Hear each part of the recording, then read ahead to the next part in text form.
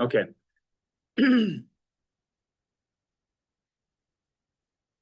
No, we're good. We can hear. Yep. They can hear online.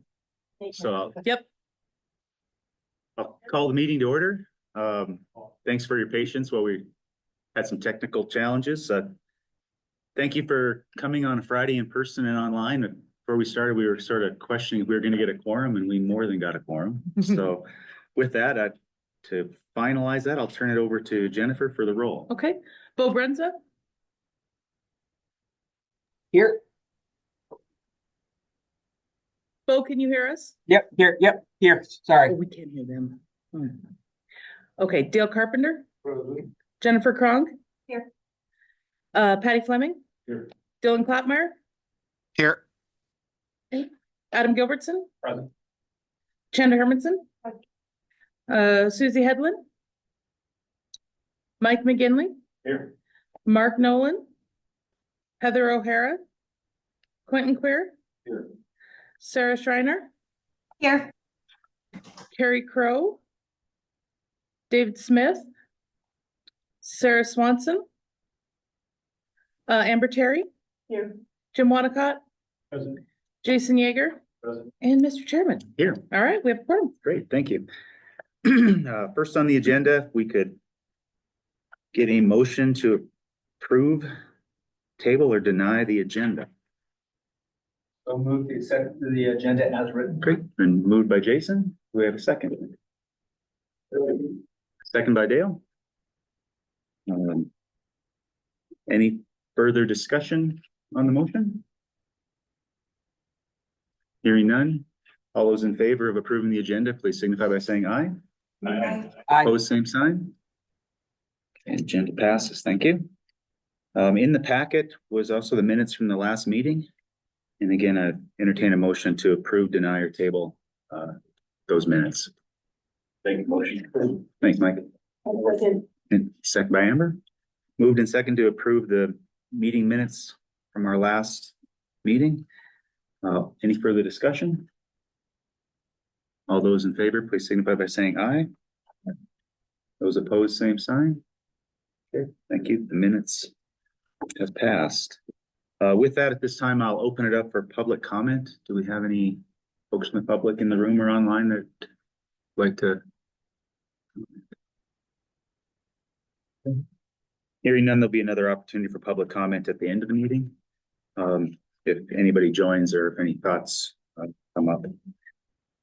Next is the ratification of HB 336 letter. And this was the letter that was sent out to all of you. It was a letter that was in support of this bill to lower the barriers for the registered apprenticeship programs.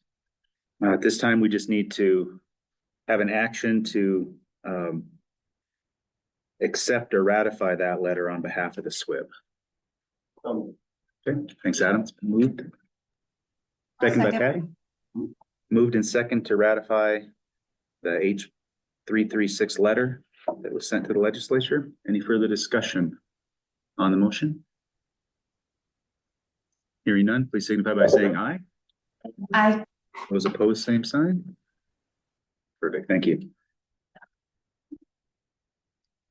With that, I'll turn it over to, first I'll want to say thank you to Dean for having us here at Highland. And I will turn it over to you if you'd like to make some comments.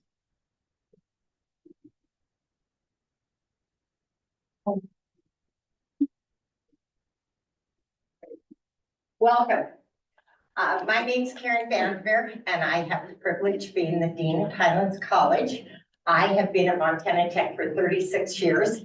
So 33 years was spent as Director of Nursing. And 3 years ago, I came down as Dean. And so as they say, I'm a nurse running a trade school. And it's great. It has been perfect. And we are delighted to somewhat give you an update, welcome you to our campus. We are a totally embedded two-year school, meaning we are part of Montana Tech. The challenge is we have two missions. We have a mission for four-year education. We have a mission for two-year education, but that has worked well. It has worked well for the four-year campus, and it has really worked well for the two-year. So we see it as something that is gives us more success rather than something that hinders us. And so I'd like to go through, of course, I brought some of my supporting cast so that at the end, when you ask questions related to their programs, I'm going to put them on the spot. But this is Highlands College. Do you want to go? Yeah, okay. And our campus updates. The first thing I think that is important to know is where we're at Highlands College. And I do this for our industrial advisory board, and we just happened to have a meeting on Tuesday, and so this was perfect timing. And so if you look at this for spring of 25, our enrollment at Highland College is 716 students, whereas in 21 it was 658. Last year it dipped down. So we're really excited about that, our enrollment.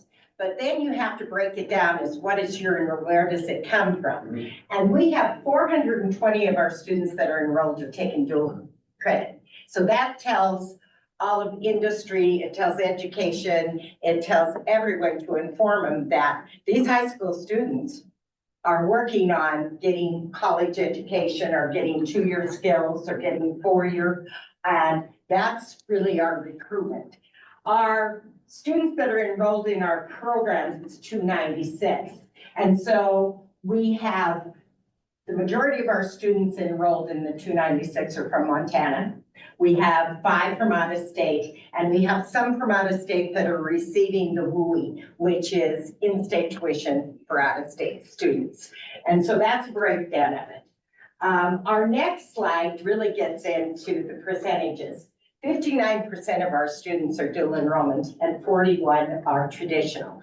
I keep saying to our faculty, our staff, and our boards, we need to flip that number.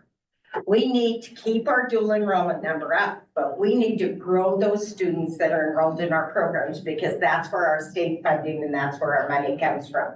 Because dual enrollment is 1, 2 free, 6 credits free, and then even when they start paying, they're paying $58 or around that, approximately a credit. So we're not bringing in a lot of revenue, but there's a lot of benefits to it.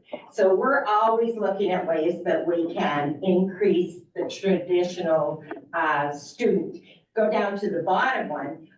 Our dual enrollment state students are taking an average of 4.6 credits a semester, and that's good. That means they're taking more than 1 class. So they're taking more. Our traditional students are taking about 15 credits a semester. And so I always try to make sure that everyone understands this every semester where we're at and sees the trends on it. The next slide really breaks down our programs that we have. We have an Associated Science. Associated Science is a transfer, and it is for students that want to start out at the 2-year and then transfer up to a 4-year school. Probably 4 years ago, that number was 250.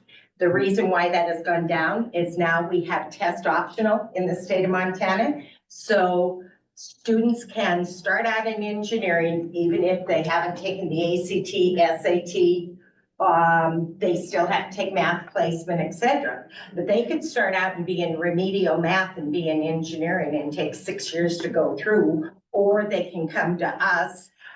Before they used to, if they didn't have a certain ACT, SAT, they had to come to Highlands College.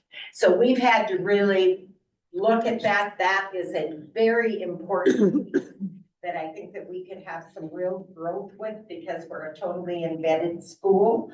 But it is a very intense advising model because they come in and say, I want to go to Missoula for my last 2 years to go into social work. Well, you have to pull up Missoula's curriculum and you have to start them on the right path for 2 years to make sure. Or I want to go to nursing. So that advisor has a lot of responsibility to it. Business and industry, that's our civil engineering tech.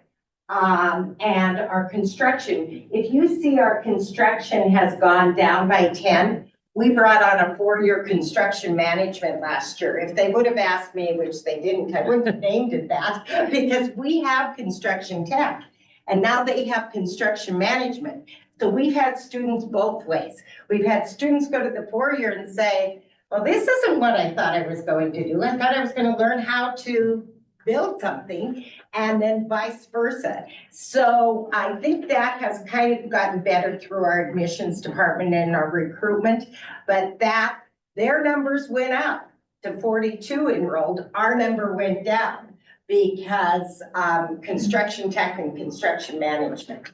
But we're anticipating some new things that I'll share with you. Land surveying goes off of our CET. We can't figure out why our CET isn't more popular. People are coming to us and saying, we need the boots on the ground. We need the people that can do the contract, the surveying, the different things. And it flows into a construction management. It doesn't flow into civil engineering, which you think it would, but it's because of the ABET accreditation that it doesn't go up. So we've been working on that. That's one of our marketing. That's one of the programs that we're really trying to get out there. We also have a position available. So if you know any civil engineers or anyone that would qualify, civil engineering tech, we have a position that we'll be hiring for next year. Information tech. I listened on the news today about cybersecurity and about Missoula's cyber, what's it called, a lab or? Yes, and how many 700 jobs are going to be needed in Montana. Our cybersecurity is a little different. It's getting more popular. It was really down, but ours is run out of the main campus, the 4-year. So they take a 2-year, but we do not advise and we do not teach. That is the model that tech has decided to go with. And so we do have 2 assigned faculty, and they've really been recruiting and keeping students in, but I think that that's a real opportunity for us. Our automotive has continually gone up. Our machining, we're on the struggle bus with, because our machining, the way we did it is metals fab. 1 year machining, 1 year welding. We basically told the students you have to take the machining to get the metals fab. The students really like the welding. They want the welding. So now we're trying to figure out, why aren't we getting high school students or getting recruiting into machining? Some of it is they don't know what CNC is. They don't know what we're talking about when we're saying machining. So we've been having our faculty go into the different schools, and they've gone to Dillon and Butte High and Anaconda, and they're really proactive about it, because I've said, if you don't get your enrollment up, you're not going to have a program. So they have gone in. We talked to our advisory board and said, do you have like a show and tell unit? Boeing was here, and we said that we could take to high school students and say, this is what you can do, or you can come down. So we have a plan for growth of the machining, and we put our metals fab in moratorium, meaning that we just put it on hold. But since we've done that, our welding numbers keep going up. So the students, the 5 students that were in machining, they all said, no, we don't want machining, we want welding. So they're switching into welding. And so we know that that's a challenge. We have to get the machining, and we have to get more people. And we sent a group over to Boeing, and they were just absolutely amazed at what's happening. Then we said, well, what's your connection with Helena College? How do you do it so that those students? And so we're working on a model that maybe think outside the box and put our students in a van and take them over to Boeing and do something like that. Because what we're doing right now, our shop is absolutely superior, I think, to most shops, and our equipment. We just need to get people in the door, and then those students, but there aren't a lot of machining programs in high school. So we have to figure out a way to recruit in at maybe the middle school level, maybe at because that's the ones that we're going to get. The welding, as I said, we're doing fine. The rad tech's one of our biggest programs. The problem with rad tech is it's a capped program. It depends on how many clinical sites you have. So we have expanded from, I think, 8 when I started, we're up to 16. We keep looking for clinical sites.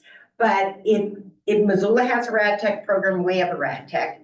Our rad tech program director and department head sits on the state board of radio, Tamara Hart. She has her master's degree. Our people sit for certification. It's a fabulous program. What we need to do is it's a capped program. So first of all, we have to look, it's just like nursing, look for clinical sites.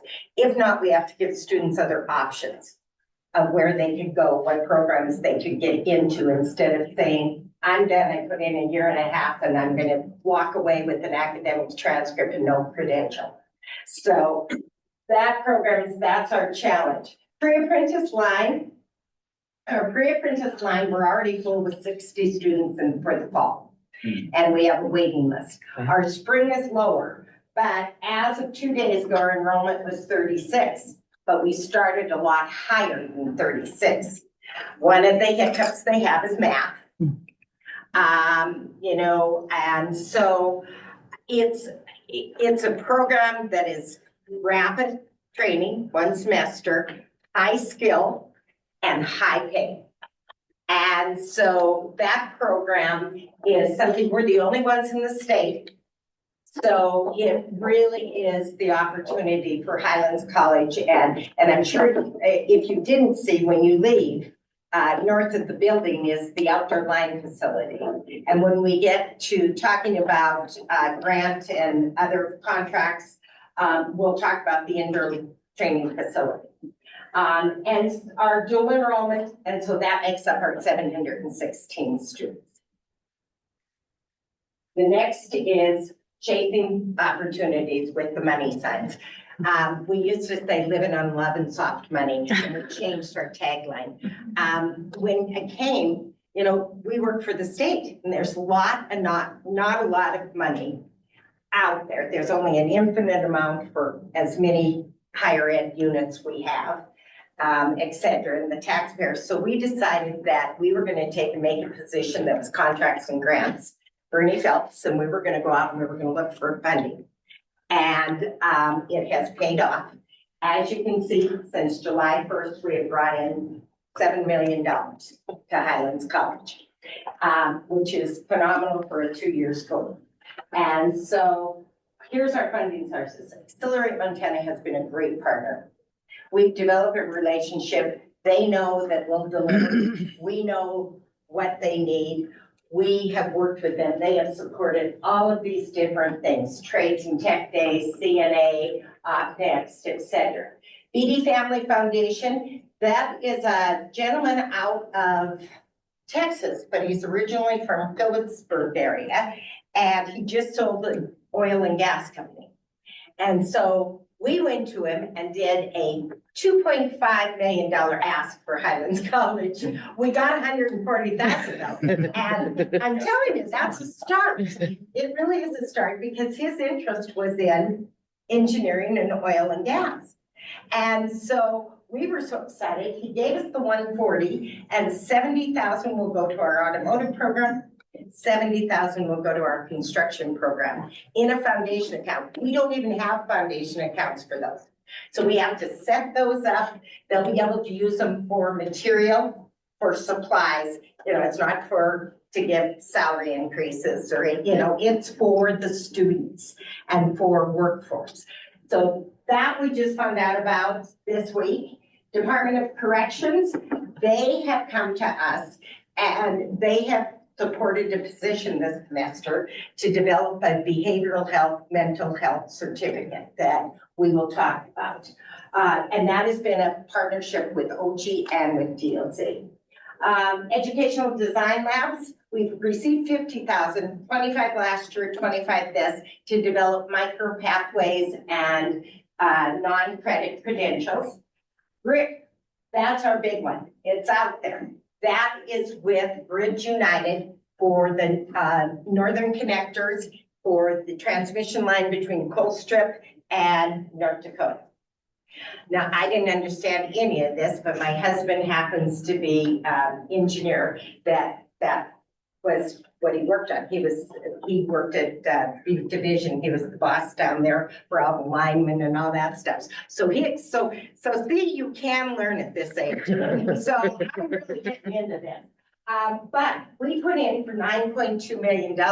We were told it's looking good. It's looking good. And then, as you all know, what happened? It's not looking good. Oh my God, what's happening? As of 2 weeks ago, Department of Commerce is who would have received the money. They have come back and said it's still alive. We don't have it, and we never spend the money unless the money's in the bank, right? But we're still hoping. With that money, the plan is to build an indoor training facility for our line, not to take the place of our outdoor.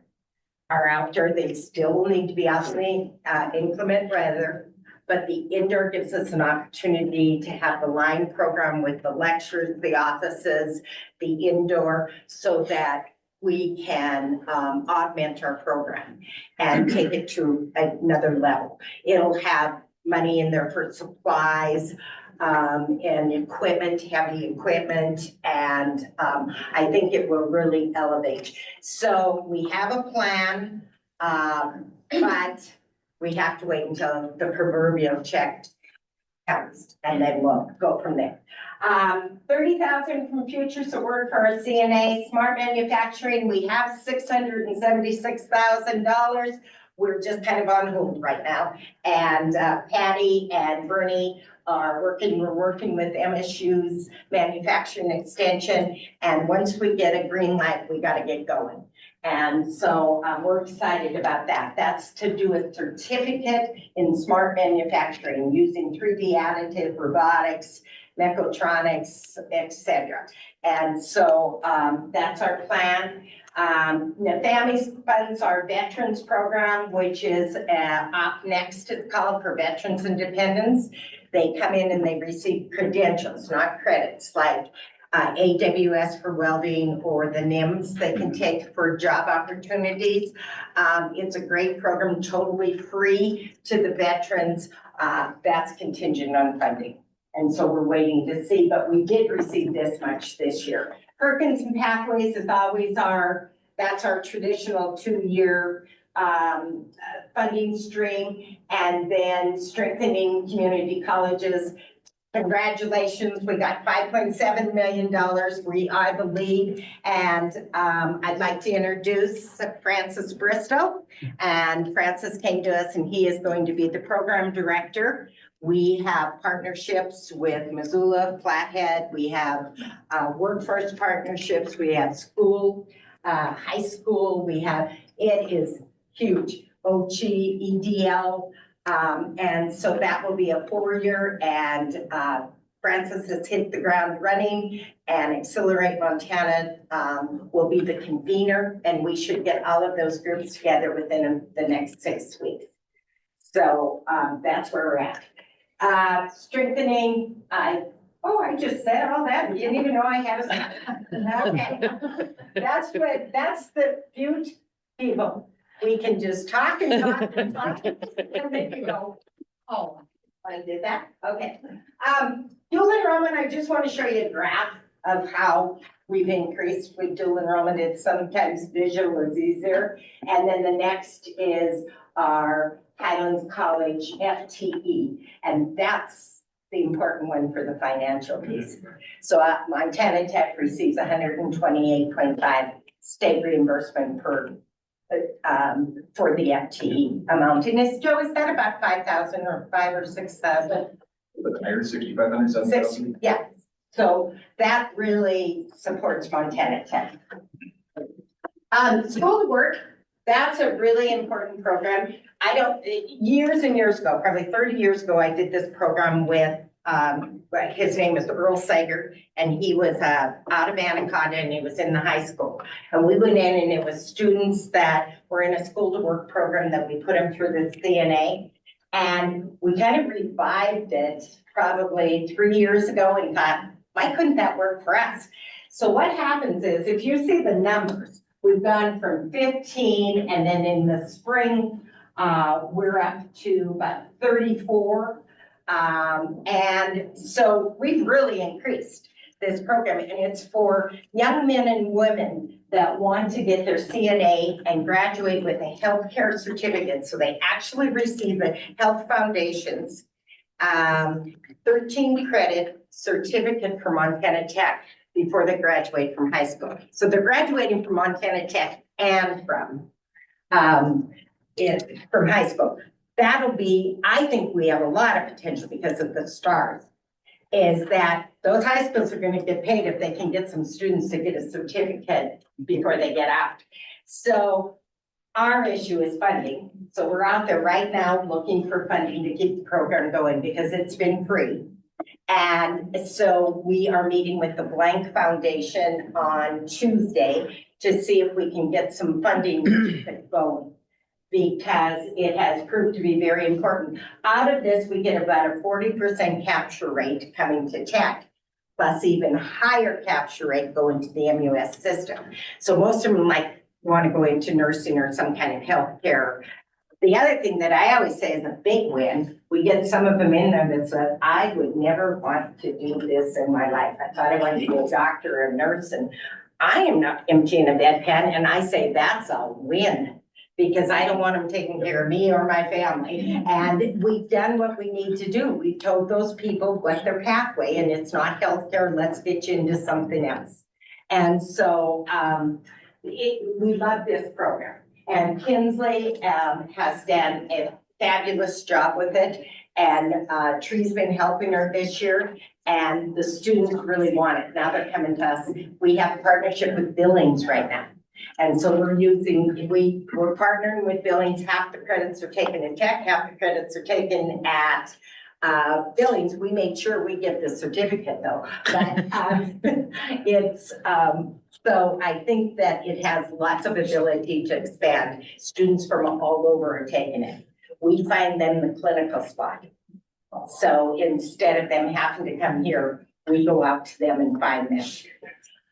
School to Work CDL, if you see in front of me of our CDL trucks, you'll see them going down Harrison, be careful.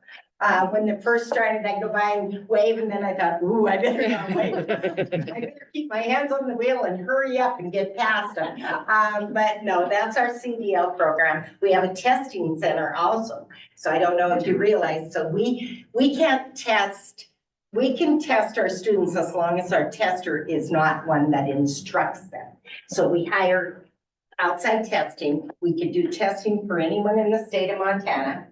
We have the CDL program. It's a self-sustaining program that we started, well, 3 years ago, 3-4 years ago.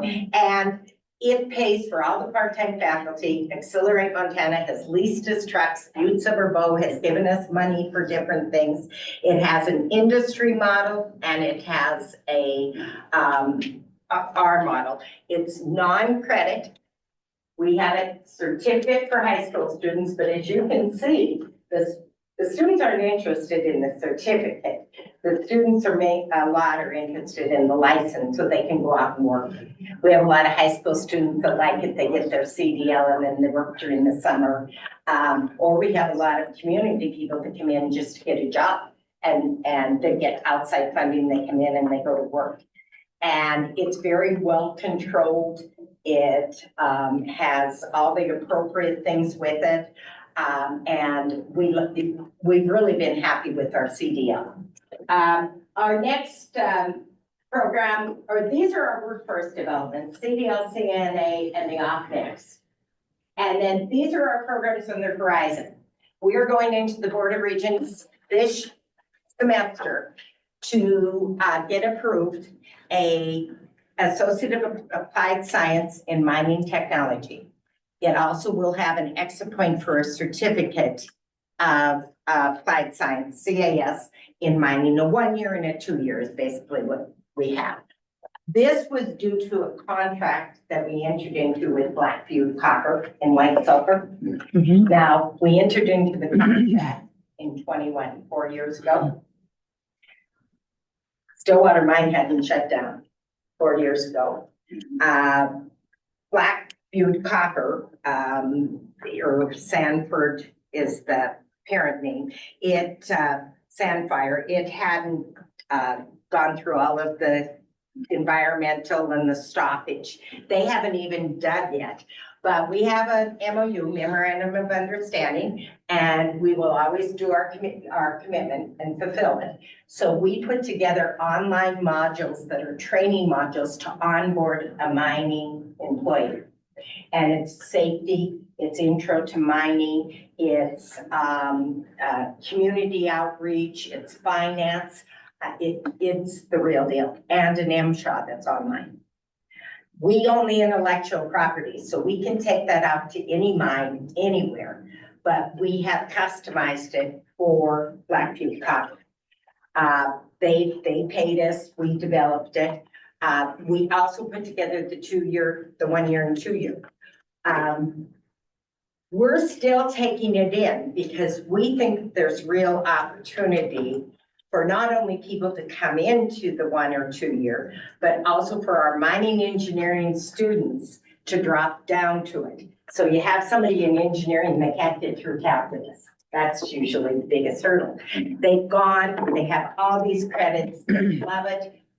Then they could go down to and get the money. So they're walking out of here with a certificate instead of walking out of here with no credits after 3 years.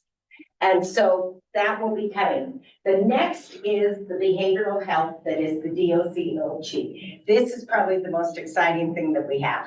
It is correctional secure care. It is not for prisoners. It is for the correctional officers. It's for psych techs, other professionals. And it is about safety and security. So it's intro to criminal justice. It's about safety. It is about mental health, common mental health disorders with the medications. It is teaching them how to de-escalate someone that's in a crisis. And that could apply to school teachers. It can apply to everyone because it's how you recognize it and how do you just de-escalate it. So for safety, etc. That it was a coup because we grabbed the faculty that was in nursing, teaching mental health that works at Warm Springs, and she came to work for us. And she developed this, not out of financial gain. It was more out of her passion for mental health and for corrections and she said, I always thought I wanted to go into forensic nursing, and this is where I'm going. So we will be presenting that for the Board of Regents approval in May. Broadband is our SSC, the 5.7 million. We're getting going on that. That is credentials. That is not credits. That is Flagger, Rager, OACH. It is broadband splicing, and it is a model that hopefully we take to where it needs to go instead of them, I haven't found that many for those type, they don't have the ability to come for a month or 2 months and sit in a classroom. They still have to work and they still have to live and survive. And so we're trying to develop them so that they're short course trainings. And we can get in there, we can get them the credentials, and then we can move on. So that's what our partnership, heavy equipment with Missoula, Flathead Valley, Community College, etc. And then our smart manufacturing that I somewhat reviewed with the 1 semester certificate, 1 year. We do everything as a 1 year. And the reason we do it is because students qualify for financial aid if it's a 1 year. If it's less than a year and 15 credits, students have to pay for it out of their pocket. And so we try to make sure not only for educational mobility and for credits that can go up and transfer and et cetera, and for the expanded knowledge, but also because we know that people need financial assistance.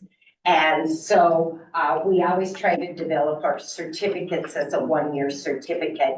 If it's for credit, if it's for credentials on 0 credit, we can do other things. And here's our events.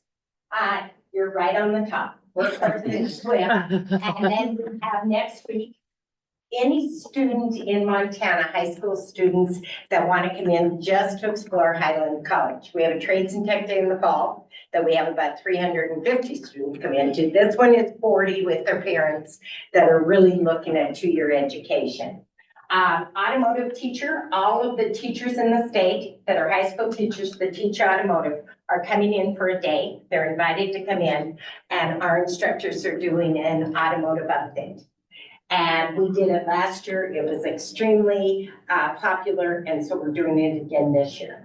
Line rodeo, we always do, and that's just kind of goes with industry. They have rodeos out there. We have with our students the rodeo on May 9th. We always have the day before graduation on the 10th.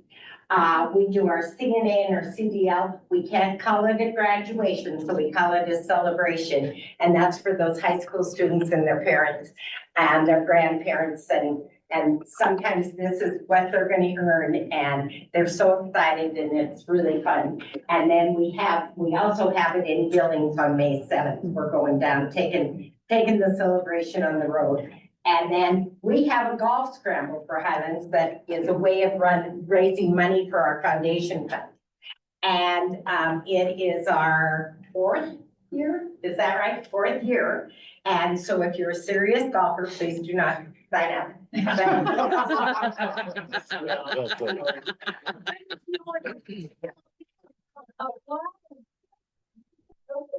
Yeah, there's fireball involved and games on each hole, and it's at the par 3.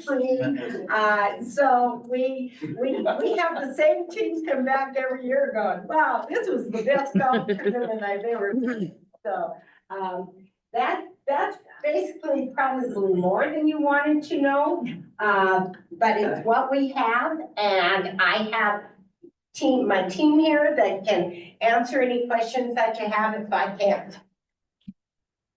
Any questions? for Karen and the Highlands team? I do have a question about the radiological technician program. So I Mhm. think you have 70 students in there, which is awesome. I spoke to somebody earlier today, and as I understand, it's not an accredited program, but after they take a test to get a certification. Is that correct? Correct. Okay. Is there any roadmap to moving that to an accredited program? Because you mentioned 2 and 4 year. To my knowledge, there's not an accredited program in the state.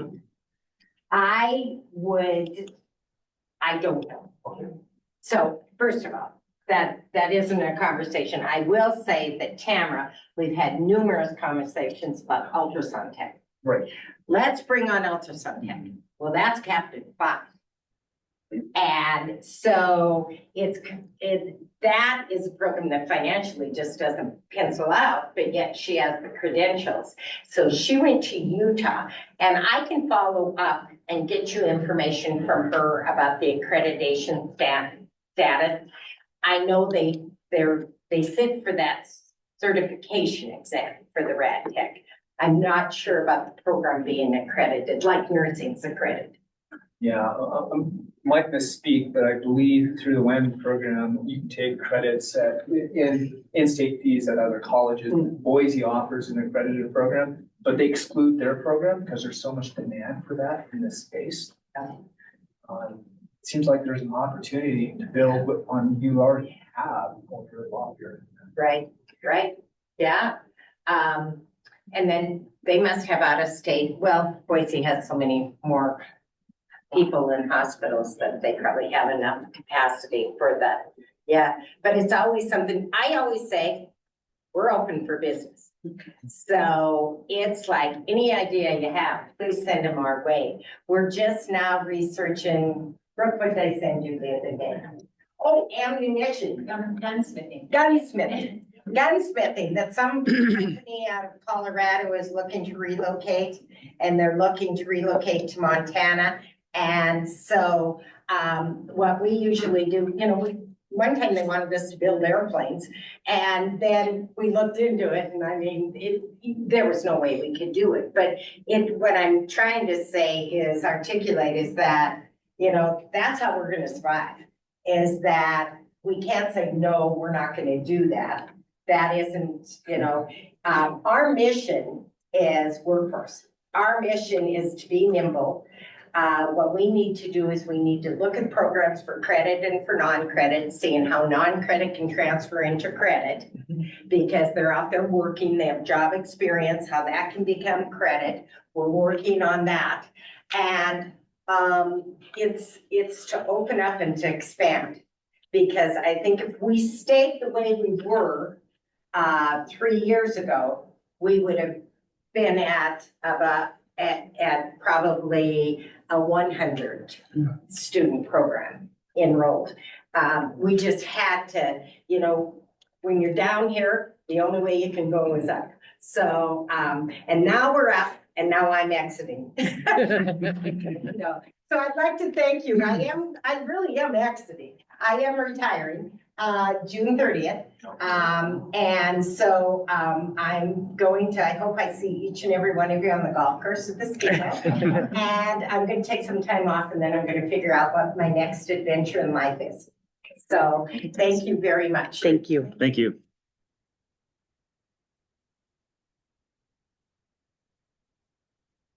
Next on the agenda is a Discovery Ed presentation, and we've got Katie Lisowski and Nellie Fisher, and I see both of you are on the screen. Welcome to the SWIB meeting, and I will turn it over to you. Great, thank you. Hi, everyone. I am going to share my screen real quick. Okay. All right. Hi, everyone. I'm Katie Lisowski. I'm joined by two of my colleagues, Nellie Fisher and Allison Nyes. And for some folks in the room, this might be a little bit of a repeat or a recap. We've been having conversations with SWIB and SWIB members and learning all about the priorities of the great state of Montana since the fall, since the beginning of the school year. And we have, over that time, kind of come to this point where we have some really exciting opportunities for next school year.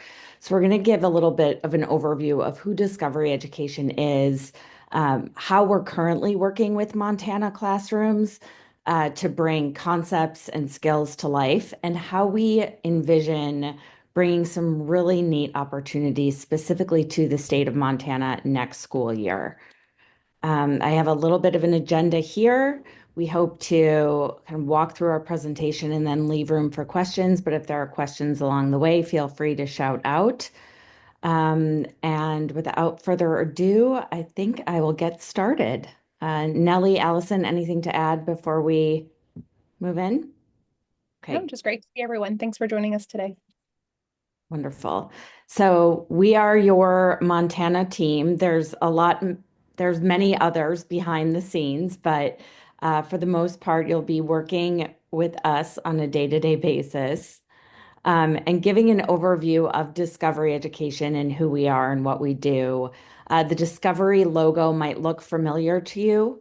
We are a global education technology provider that was born out of the Discovery Channel 25 years ago. So I have a background in education. I've been with Discovery for 20 years, and it has been an amazing journey to see how we've evolved. So back in the late 90s, early 2000s, when Discovery was a new cable network, we very early on identified that many of our viewers were educators. And so Discovery got into this world of streaming media before Netflix or Hulu or streaming was a thing, and put their content online to be streamed into classrooms, clipped it down into 3 to 5 minute segments. And we're really the pioneers in working with educators to bridge, at the time, what was a huge digital divide where teachers were being handed computers and media and all of these tools, but not necessarily sure how to use them. And we pioneered that and have been around. We're one of the first. And so we have that reach and credibility as an organization. We now have evolved to serve over 45 million students and 4.5 million educators globally. Our original streaming tool has now expanded to have hundreds of thousands of resources available to classrooms. We're available in 45 different languages. We have digital textbooks and assessment tools, leveraging AI, and all sorts of solutions for teachers and learners wherever they may be. The team that I specifically sit on is the industry partnerships team. So we have been partnering with like-minded organizations since day one. So it started with a partnership that Discovery had with 3M, where we paired 40 3M scientists with 40 middle school students from across the country who mentored them over a summer to build an innovation that ended up culminating in a big science competition that was televised globally. That science competition still goes on to this day. Students have gone on to receive all sorts of accolades. Their innovations have been patented. That was the start of our industry to classroom connections, but we've been doing that for a number of years since and evolving as the technology has allowed us to do so. Partnering with Lego on the innovation of play, Caterpillar on STEM careers, and the Home Depot around science and science fairs and the maker space. So this is something that really differentiates us as an organization is our bringing of industry into the fold and aligning what we do and what we provide classrooms with to those industry standards and those industry subject matter experts. And one of those key pieces that we're hearing about more and more from our industry partners, but also from our K-12 partners, is that need for career education. All of the governors are focused on it. It is the key focus all the way from the federal level, all the way down to the school level, with students being those ultimate beneficiaries to these skills, to these resources. As a nation, we're facing the need to be globally competitive, but we're also facing a lot of unique challenges like the baby boomer generation retiring and us needing to fill that void with an inbound workforce that we need to be future and skills ready. So I'm going to toss it to Nellie and Allison to talk through our work with states in education and our focus on upskilling students on the K-12 side, and then I will revisit you in a little bit when we talk about industry. Perfect. Thank you, Katie, for the introduction. Again, my name is Nellie Fisher. I'm Executive Director of Government Affairs and State Partnerships for Discovery, going on about 8 years here, and I was a former educator as well. I taught second grade in the South Bronx in New York. And so I lead our state partnership work at Discovery. We currently have 5 statewide partnerships, including Montana, Mississippi, Nevada, Delaware, or South Carolina, and New Hampshire as well. And many of these statewide partnerships were born out of the pandemic, when there was an increase in upflux in devices, as we all know, and states were scrambling to how to support students both remotely and then when they're back in the classroom as well. And so Discovery Education was there to answer the call. As Katie mentioned, we've been around for decades. We're very familiar with that world of uniting teachers and students with really engaging, relevant resources. And these statewide partnerships have really pivoted over the last several years. Obviously, in the beginning, we were focused on learning loss and supporting accelerating learning across all content areas. And then more recently, while we still have that emphasis on math and literacy, we also have an emphasis on civics, for example, in New Hampshire, where we put together a custom New Hampshire Constitution channel of content within our toolkit, because that was the ask from the state. In other states like South Carolina, Montana, and Nevada, and others, the focus on rural students and tribal students. How can we support students that are outside that normal day-to-day access that they may have for seeing the world around them. So again, the thing that's similar with each of our statewides is that they're all very different, but the one unifying thing we're seeing over the past year especially is this focus on workforce development and how can we make those real-world connections in our classrooms to the world outside, and how can we make sure that students can see the options out there for them even if they're not in their own backyard. So if you can go ahead to the next slide, Katie. The way that we've have the foundational toolkit for our partnership is the Discovery Education Experience. And this is a toolkit that has content pre-K through 12 across all content areas and is state standards aligned to the state that it is in.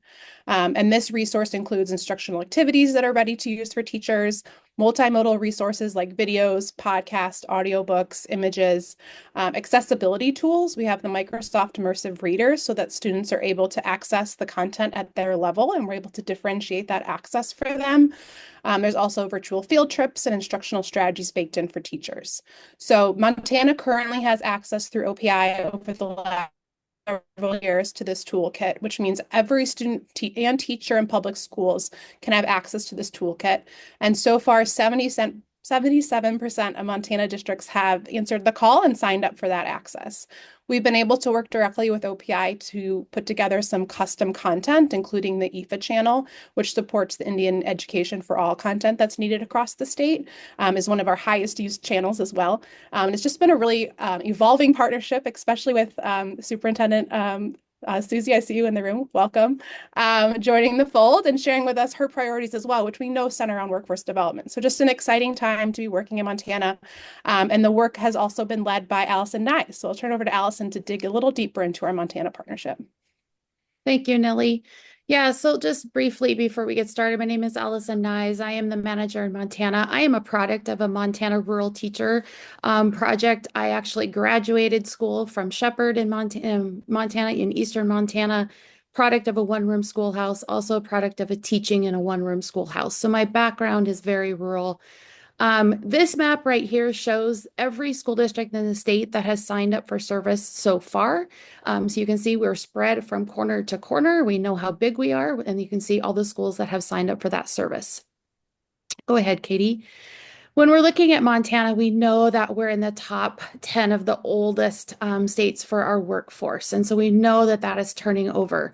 But we also know that almost 95% of our schools in Montana are deemed rural. Only our largest towns, Billings, Butte, et cetera, are not rural. So we know we have a lot of students that are out in rural Montana that don't know that there's other careers available. So you can see just some of the other stats there as well, is that we know that we're going to have a high projected job opening. We know that we have high school students that need more support. And we also know that we need to support our American Indian culture with that as well. Something that we've been really monitoring close in Montana is the access to our career resources that we already have. And so this is just a quick graph showing from the first year of our partnership to our second. Big part of why this has increased significantly in the last year is the fact that when I go into professional development, we talk about careers. We talk about how to find those resources. So you start to see the large increase of access to our career resources. So you can see in every grade level band, all the way down to kindergarten, we're seeing those career resources accessed. Go ahead, Katie. So before you start that, hold on one second. So we know in our platform that careers are widespread. We also know that we have multiple pathways for our students to follow. And we also know not every kid knows what they want to do when they grow up. I heard a legislator say the other day, all I knew growing up in Northeast Montana was that I could be a farmer, a rancher, or I could work on the railroad. And I know growing up in rural Montana that a lot of us, that's what we can say. That was all we ever heard. Go ahead, Katie. Go ahead and start that. Discovery Education Experience has numerous channels dedicated to careers, which has made it easy for teachers to save and find later what they're going to need. But we've also created choice boards, allowing students to explore more careers and maybe even ones that they didn't know existed. We've made sure that our resources are hitting all ages and curricular areas. And we've also taken some of our most favorite characters in literature and created full science themes around their stories and creating career explorations. We're working with Amazon and tons of other corporations to bring resources to students in the vet sciences and medical fields. And why not bring the biotech into our classroom? We have a level 4 biolab right here in Hamilton, Montana. So why not show them that they can work in a career and live here in our state? All of our resources are going to come with teacher notes to support this resource in their classroom. So whether they're exploring careers or they're participating in virtual field trips, their doors are going to be open to the world around us. Thank you, Katie. Okay, great.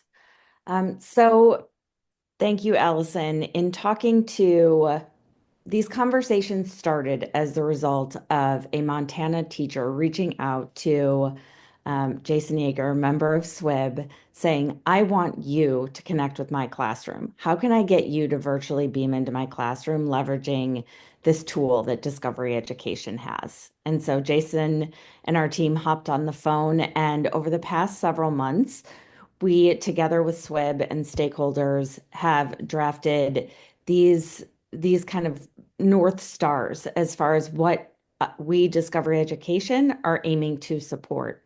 So we really aim to be the technology and the translator between industry and classrooms, and vice versa when talking about that career awareness and exploration.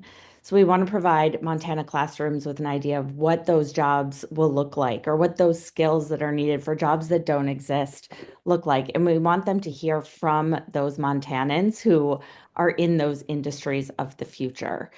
We want to create connections to rural communities, leveraging the technology to which we have access. Develop content that is specific to Montana, made in Montana. Who can we feature, and how can we get students excited about the careers in their own backyard? And this content would not just be available to Montana students, but students nationally could also see Montana as that lighthouse, just by design because of the technology. We want to give Montana educators the tools to speak to these industries. Teaching is a very isolating profession, and what we're finding through the Career Connect tool, which I'll talk about, is that teachers now have access to all of these work world volunteers who can come in and to help breathe life into any of these concepts and provide those work world applications. And we want to support them in doing so, and doing so at scale. So these are our goals, and this slide is what we on our end look at every time we're mapping anything out or strategically thinking through the future of what a partnership in Montana could look like with SWIB. Our approach as an organization by nature is to really empower all aspects of the learning journey, from those students to the educators, and the tools that we make available to them to supplement what they are teaching and bring it to life. And our newest tool, this has been 2 years in the making, is Career Connect. So I will go into it in just a moment, but Career Connect was built talking through all of those industry partnerships that I began our call with. More and more industries were coming to us saying, all of this content that we're developing with you is amazing and it's powerful, and it engaged the person or people that you featured. But we have a whole workforce of people who have different stories, different pathways, and are doing some really cool work. How do we bring them into the fold more regularly? Because no one can tell the story of our industry like we can. Conversely, on the educator side, we were hearing from classrooms all across the country saying, can we get a geneticist for this career day we're doing next week? Or we have a STEM night. I'd love to get some people across the spectrum of different STEM careers. We know you partner with industry. Can you get us those people? So when COVID happened, necessity became the mother of invention. And the one silver lining we could argue is that classrooms overnight had to build an infrastructure around remote connections and remote learning. So for the first time, and at a velocity that might not have happened otherwise, classrooms were ready to receive, or ready to kind of have that set up to connect with folks virtually, thus removing a lot of barriers to exposure to different people and opportunities.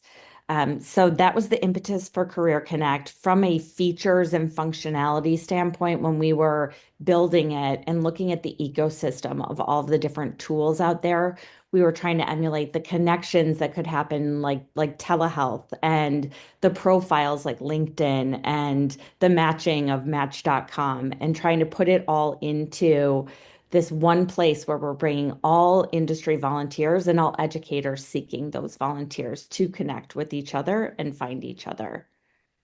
So I'm going to go into Career Connect now. Okay. Sharing my desktop. sure there's an easier way to do this, but this is how I'm doing it. Okay, so I'm an educator. I can go to discoveryeducation.com, log in. And on my dashboard, because I work here, I have a lot of things showing, but on my dashboard as a Montana teacher, I would see Career Connect and click into it. Our resources within Discovery Education Experience will also be cross-mapped to Career Connect, come back to school. So as an educator, this is my dashboard. And everything revolves around browsing professionals and creating requests. So this is kind of a new behavior for educators and for industry. And so we wanted the call to action to be very streamlined. And so the whole platform is all about requesting skilled volunteers, either open, like general requests or directly requesting them. So as an educator, I can, let's say I have a career fair coming up, or I'm teaching about mitosis, and I would like someone who works in biotechnology to explain to my students why that matters. I can build my request. I put in the date, and these times can be changed. You can edit your request if there's a fire drill all of a sudden scheduled for that day or what have you. Everything syncs to my time zone. I put in some details, and because all schools kind of have different sanctioned video conferencing tools, we have the educator generate the Zoom link. Um, and then I can upload files and submit my request. Once I click submit, that request goes to all volunteers on the platform. And anyone who is browsing it and says, you know what, I work with these concepts. I have a degree in microbiology. I'm going to apply to this request. All of those applications will show up here. I can also directly request people. So in the platform as an educator, if I'm browsing all,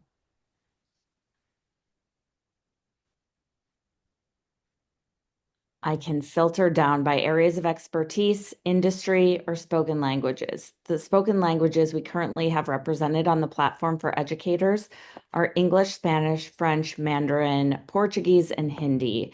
And it is growing as the volunteers who join grow. So I can filter by different tools and then find people, view their profile. Okay, Casey has not filled out her profile, and I can directly request them. Casey will then receive a notification and she can accept my request, or she can politely decline it, and my request then becomes open again. So here's a request I created before this call. It's a share my career for generative AI, and I have 2 applicants. So I can look at their bios and see who I would like to join my classroom for the date requested. I can approve them. And once approved, I can add it to my calendar and we can securely message. These messages sync to both the volunteer and my email, and we can therefore plan our visit, talk to each other. I can share a little bit more about my students and what I'm looking for. We also have a checklist attached to every request so that both educators and volunteers kind of have that code of conduct or best practices. So that is a quick overview of the educator side of things. One very exciting thing that we are creating for Montana and other states who are looking for that regionalization. Right now, the platform is national. At back to school, what it will look like is for an educator, this is my dashboard. We will surface those volunteers in Montana. And both on the classroom side and on the industry side, both of those stakeholders can filter so that I, as an educator, only see Montana connectors, and I, as an organization, only connect with Montana classrooms. Or it could be kept nationally if you are an industry partner who's looking to reach students across the country and let them know about careers in Montana. So here I can further whittle down those Montana volunteers by industry, by language, and find the right person to connect with. So that's a quick overview of the classroom side. I'll pause for a second because I know that was a lot of information to answer any questions that you might have before moving on. Any questions? Okay. No. Great. Let me go. Yeah. Sorry, Katie, there's one question here. Yeah. Well, hi, Katie, this is Jason Yeager. Hi, Jason. Good to connect again. Do you have just a number of mentors in the program already from Montana? I'm just curious. And if so, what areas of expertise? Generally, so if we look at the platform as it is today, when I am an educator and I am browsing, right now it is by organization. So we have about 20 organizations who are partnered with us. I think we might have a couple Montana volunteers, but that's where this is really exciting is with this statewide proposed partnership, we're not only partnering with like big national brands or trade organizations, but we can also be partnering with like local municipalities, with a city planner, with a firefighter or a town mayor, and all of the different facets that feed and fuel a state, because research shows that local trusts local. So if I'm a teacher in Montana and I can connect my students to a lot of those different careers, it's going to resonate with them more. So right now, the way it's structured is by company. So these would be the expertise areas, a lot of STEM. We have financial literacy, energy, and marketing. And we have Warner Brothers Discovery coming out. So we're going to have the arts and performing arts and set design and stuff like that as well. But with this Montana vision, we're kind of flipping it on its head and giving students access in a totally different way, which is what excites me about it. And so, Katie, maybe you're planning on getting more into the details of the proposal, but just for SWIB members to understand, the concept here is a partnership between OPI and DLI/SWIB, wherein OPI, if they're interested and willing, would make the platform available to every classroom in the state. And DLI/SWIB would make the platform available to every employer in the state. So if we're able to make funding available, then any Montana employer could come on as a volunteer and reach any classroom that OPI made the platform available to. Is that a fair characterization, Katie?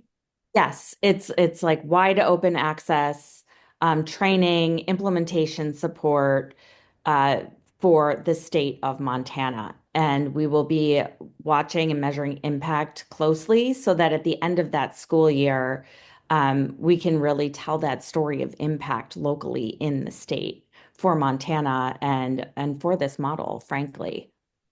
And so that's what we're hoping to have some discussion about today is what do we think is the interest from our industry partners in participating in something like this? If there were a singular platform where any employer could get on and be available as a volunteer, from the smallest business all the way up to our very largest employers, populating people on to be available to pop into a classroom live, tell students about a career pathway and handle questions. And obviously the content will vary by age, right? We'll talk to elementary school kids different than middle school, different than high school, but this would then become a universal platform for the state of Montana. Hey, Jen. Oh, quick question. You said that this would be open to every classroom. Does that include private schools as well? Superintendent, do you want to answer that? I do not believe the previous contract did. Katie, do you know the details of the former contract? I would toss to Allison, who's our expert on the K-12 side. Which is really funny because I'm going to ask Nellie because she wrote the I contract. can just jump right in. I know the answer. The current contract is just for public schools. We have had other states extend it out to homeschool, private school, charter school, but the current contract is just for public schools. Okay. I guess that would be one consideration that I would encourage us to look at is especially the the homeschool population. We are seeing growth in charter schools and the private school. I think this could be an amazing resource that could be utilized in all of those. And I would hate to see a portion of our children be left out simply because of the school that their parents have chosen or the path they've chosen.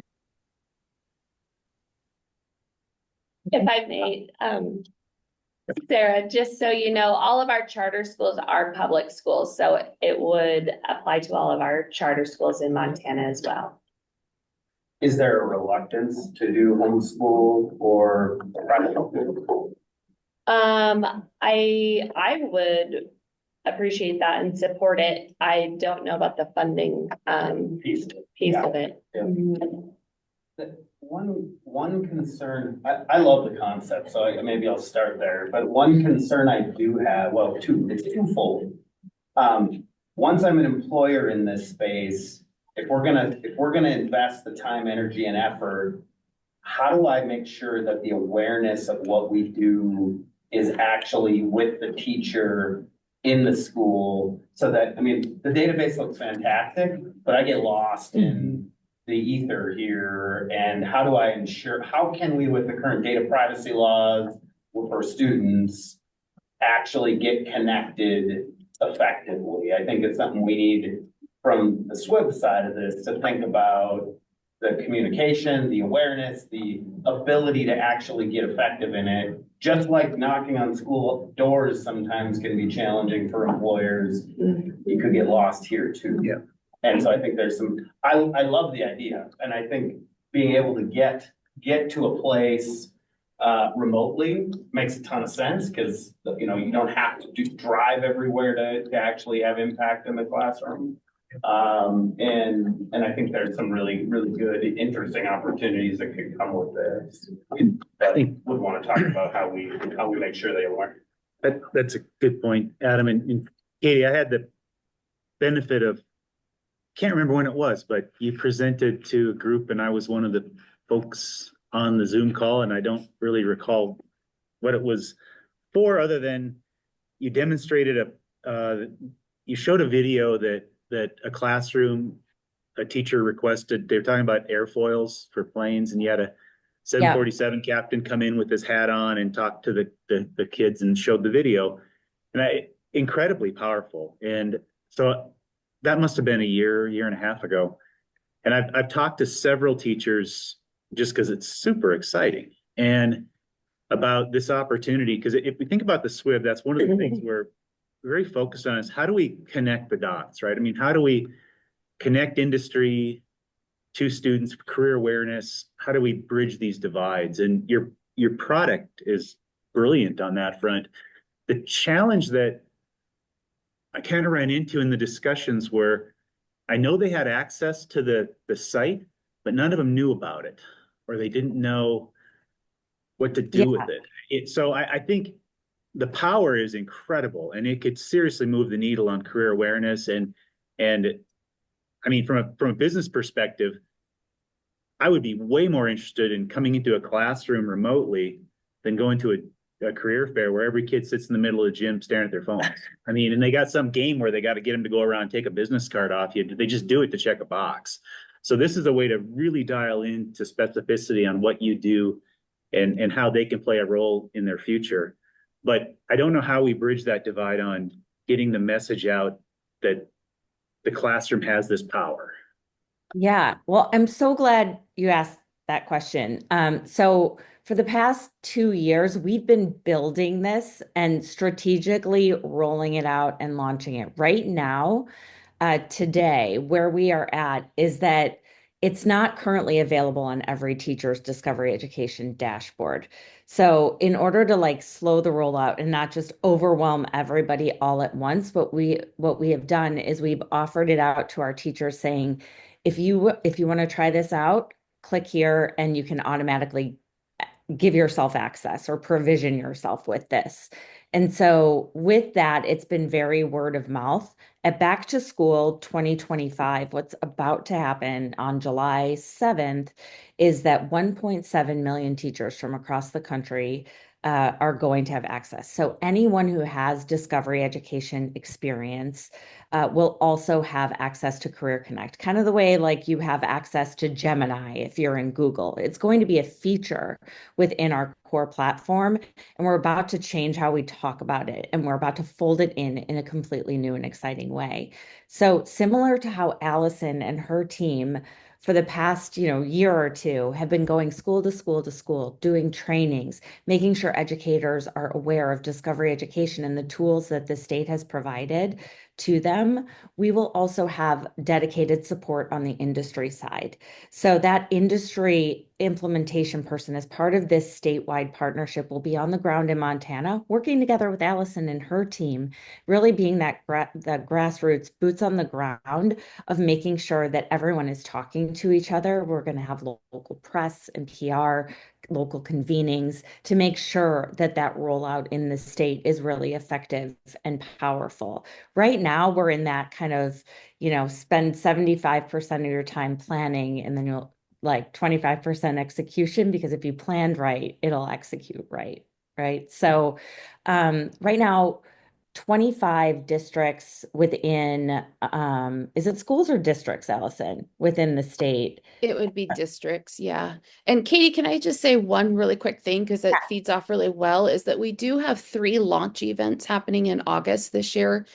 We have one in Miles City, we will have one in Helena, and we will have one in Kalispell. So we're trying to hit multiple regions. So those of you in Montana that know those 3 areas, so that teachers can come. We'll have sessions so that it's free. They'll be able to come free. They'll be able to spend the day with us. We will do days of discovery with them. So we do have 3 launch events. We'll be working with Montana Small Schools Alliance to host those events too. So that I think that will help as well.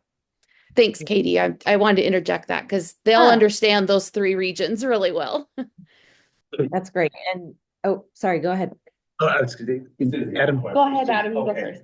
One of the things as I think about this, you're the infrastructure here to augment actual in-person events is pretty strong. I think about we've got a project with the Montana Chamber called Cultivating Careers that we're actually physically going, and we get 300 or 600 kids at the event.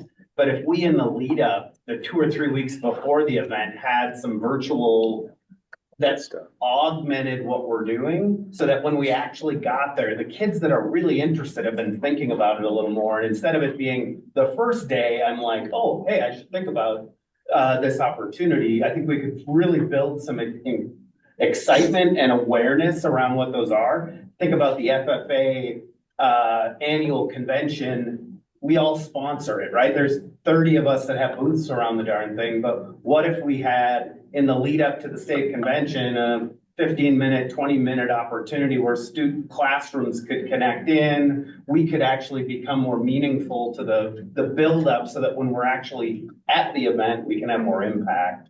It could be a really good way to use the infrastructure that you have here, get the awareness built, because that is one of the issues that, I do have some concerns with. But if we think about how we tie it to the different things we're already doing, there might be something really powerful here.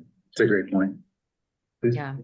So Yeah. Katie, I have a quick question. What kind of vetting are you guys doing for the volunteers and the guest speakers? Because in my mind, I'm thinking a group of high school students that have a financial speaker that says, absolutely throw all of your savings into this stock and you're going to, you're going to be set. Does Discovery Education provide any kind of professional liability protection for the volunteers, as well as do a vetting process? Yeah, so great question. I'm going to just, I'll show you in just a minute. Okay, so as far as the vetting process, when we bring on an organization, so in the state of Montana, for example, there's 2 kind of pathways. One is we're partnering with a company. So the companies that are in Montana are local branches of companies in Montana, whereby as part of the hiring process, they have vetted their people and they've gone through a background check. That's required for anyone who's on the platform, is that they have gone through a background check. So for those organizations that have already done a background check on their employees, we have them just like in writing say that they've done that. And then for those where it might be a consortium type of organization where folks are safe and vetted, we then Discover Education runs that background check if one isn't on file and hasn't been done. We do that to California standards because those are the strictest across the country.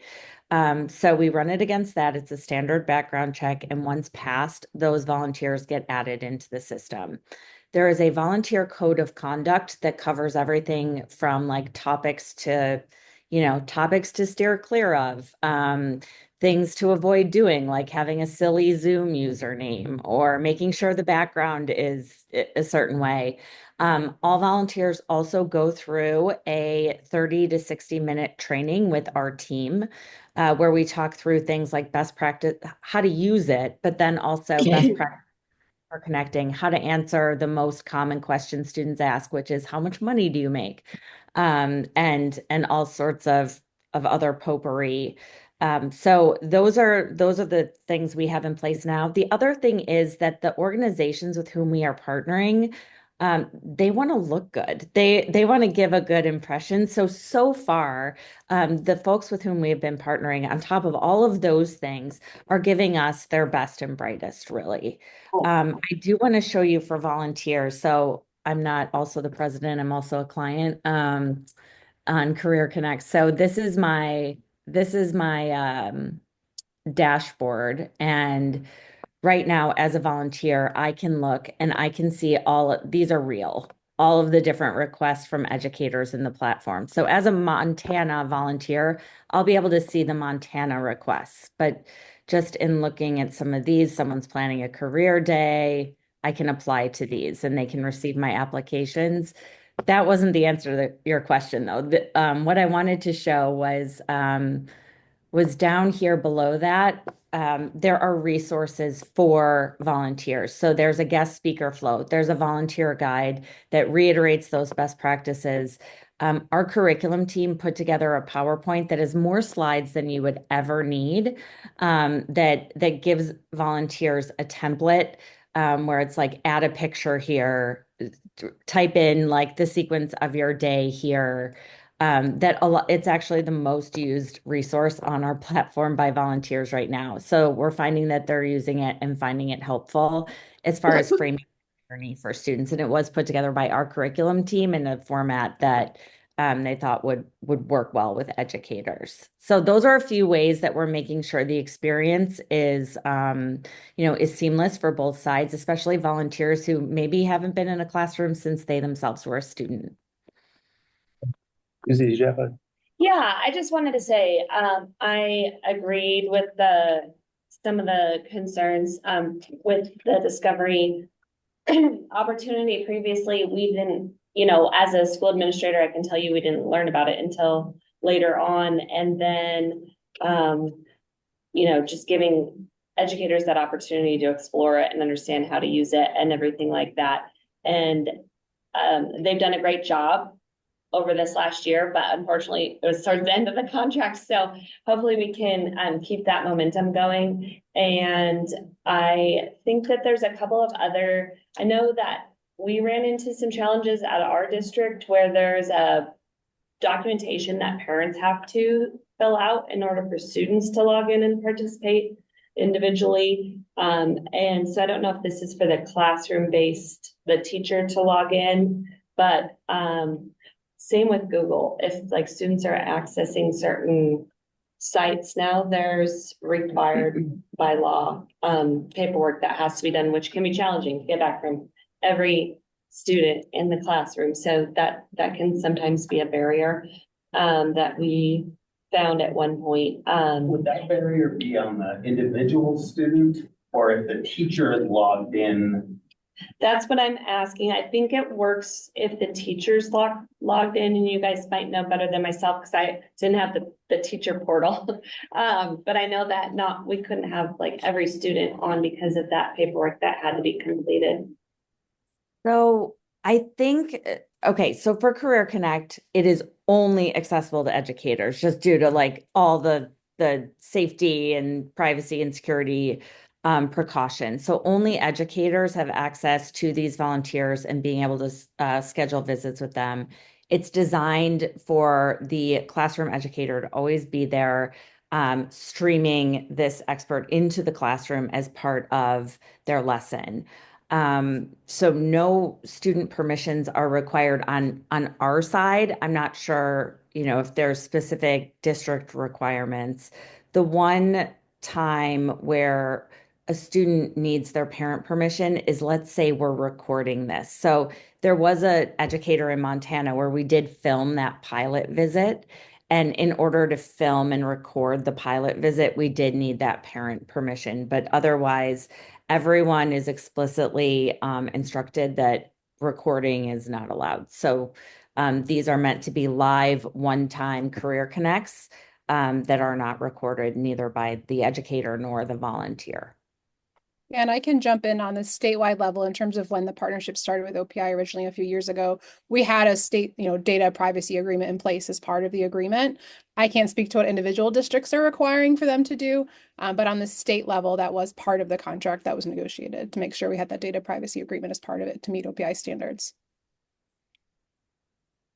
Yeah, I know that there was other laws that came out after that Since then, required yeah. schools. Yeah. I know we had to do it for other platforms as well. So Makes sense. so that can be a challenge just for the individual student login. So it's good to know that this one doesn't require that it goes through the teacher-based login. And then I just agree. I think, we definitely, Allison's been doing a great job of it this last year. And I know we just need to do the outreach, if we can make this happen, to make sure that the teachers understand. I've gotten to see your demo before and agree with you that it's pretty incredible. We just need to make sure that they know what opportunities they have and what's out there. And then I would like to make sure that we collaborate on these launch events. I know I heard about one in the spring. I hadn't heard about the August ones yet. I think, if we want to have educators there, I really need to be involved and in the loop to make sure we get everyone at the table and utilize all of our education organizations. And so I'm excited to help with that and participate, but want to be part of the conversation. And same with the launch events that Adam was talking about. I think there's so much opportunity because we have so much energy and so many great groups. I love getting invited to all of the different CTE events and work groups, Build Montana, and then the Contractors Association and all of them. And if we can join forces and have some unified groups, I just think we'll be able to get so much more accomplished. So I'm really excited to be here with you guys. And one other thought I have is just, we have at OPI, we use the career clusters that are from the National Center. And so I was just looking at that, the advanced CTE career cluster framework. And I wasn't sure what the Department of Labor has been thinking about or has in mind. And it'd just be really great if we can align those, especially as I'm building out that portal for us to mark our students as career or college ready, just to make sure that those things align. And if we can find folks that fit into each of those pathways, that might be a great model as well. Sorry, that was a lot. I'll jump in really quick too, Susie. So the 3 days that we're going to have in August are going to be professional development days for teachers. So those will be, we call them days of discovery. We'll bring in a couple people, we'll do sessions all day. It's a full day of PD. So they can have a session on careers. They could have a session on science. They might have a career session on instructional strategies and engagement strategies. And so we'll plan those in early August in those areas. And then it's really around trying to pick up those very small rural schools, the 1-room, 2-room schoolhouses that don't usually have access to that high quality PD. And that's what we really try to do in those locations. That's why we work with Janelle with Montana Small Schools, So making sure that those little tiny schools have an invite to something special. We do get big schools that come too, but we also do, I have several schools, Butte being one, Missoula being one, that want me on campus right before school starts for a full day. And we'll make sure that sessions are centered around careers in those areas as well. Sorry. I have a capability question. Does the software allow for multiple classrooms to go live at the same time? So three classrooms in different schools can all join the same live event? Yeah, so the way that it's currently designed, and we're constantly iterating and improving on things. Right now, the educator generates the Zoom link or the Hangouts link or the Teams link. So if and we've seen this happen a lot, I'm the technology officer for my district or for my school, I might create a request and find someone and then provide that link to 3 classrooms to all beam in. So that's how we're finding it used right now. I think that's part of your question, but I'm also thinking that you're probably asking about like 3 schools who might not know each other beaming into an event. That is something that we're working on, and what we're doing to mitigate that being built into the software right now is we're having like thematic spotlight events where we're calling them one-to-many, where multiple classrooms can register to connect with various professionals who might be higher profile and on the platform. So we just connected 2,000 students from across the country with an AI scientist at a biotech company last month. We've connected them with astronauts and people like that. So it's possible it will be built into the platform in the future. In the meantime, we have ways to do that outside of the platform that are kind of seamless to the platform.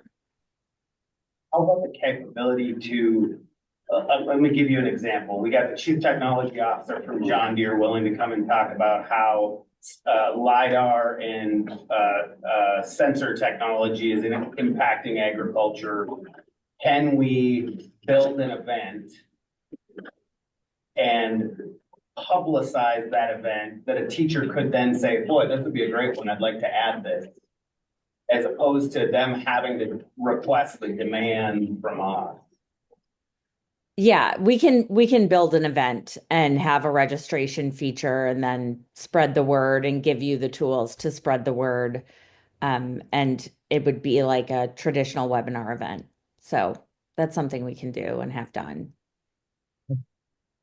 We also, one other thing, we also do have the ability, like if you are John Deere and you're in Montana and you have your CEO or your CTO or some of those folks and you want them on Career Connect, but you don't want them to get inundated with requests, we have the ability for organizations to toggle the direct request piece on or off, or if they're going out of office. That way, then they can be proactive in their free time that they have. Without like constantly having to say, sorry, I'm not available, to educators. Well, for higher ed too, to go to the high school classroom. That was going to be one of my. Yeah, have you had, faculty or researchers use this in terms of, hey, here's a cool thing you could do at X and X university? Yeah, so right now, when we started this, we didn't want to boil the ocean too much. Just in launching something, we wanted to be very focused, and we know we're really rooted in K through 12. That said, with this model, I want to explore that, and because universities could be either on the learner side, right, or the volunteer side. So I think as we look at the 25-26 school year, I would love if folks are amenable to look at universities and their different colleges of engineering, of agriculture, what have you, as the volunteers, where they can be talking to students in Montana and potentially across the country if they'd like, about what's available or what they have to offer. We do partner with Rutgers right now on it's their School of Public Health, but it's a very niche situation. So that's as far as we've gone in the higher ed space, but we'd be willing to explore it because this model unlocks a lot of a lot of different ways we can use it that are unique. Fun. Two other comments. I wanted to second Susie's comment on career clusters because that's something that every district has to engage with in some way. And I think it's been an underused framework for how we communicate careers. That does drive some funding to local schools. It does drive some like curriculum design by right through OPI in local schools, and thinking about, hey, how does that more directly connect to resources like this could be pretty useful. And similarly to resources like if our SWIB framework is saying, here are high growth industries, maybe there's opportunities to say, well, let's lean in on those high growth industries and get the John Deere CEO and a few others right in those areas. It wouldn't be hard to get an hour from them in any industry if they're just virtual. Totally. Yeah. And we could say we can show you that this many classrooms and this many, I mean, preferably for them, this many states, and this many, it's incredible, that kind of tool. And they totally spend the time doing that. That wouldn't be a hard ask. And relatedly, on the small schools and tech access challenge, have you connected with the Digital Academy team yet? The Montana Digital Academy has been funded by the legislature to do some of these contract works and IT contracts in particular. And I think they have particularly good relationships with smaller schools because of some of their past programming. And they might have some good both outreach and some of the superintendent's questions about student data privacy and getting students into platforms like this, some ideas. Yeah, definitely.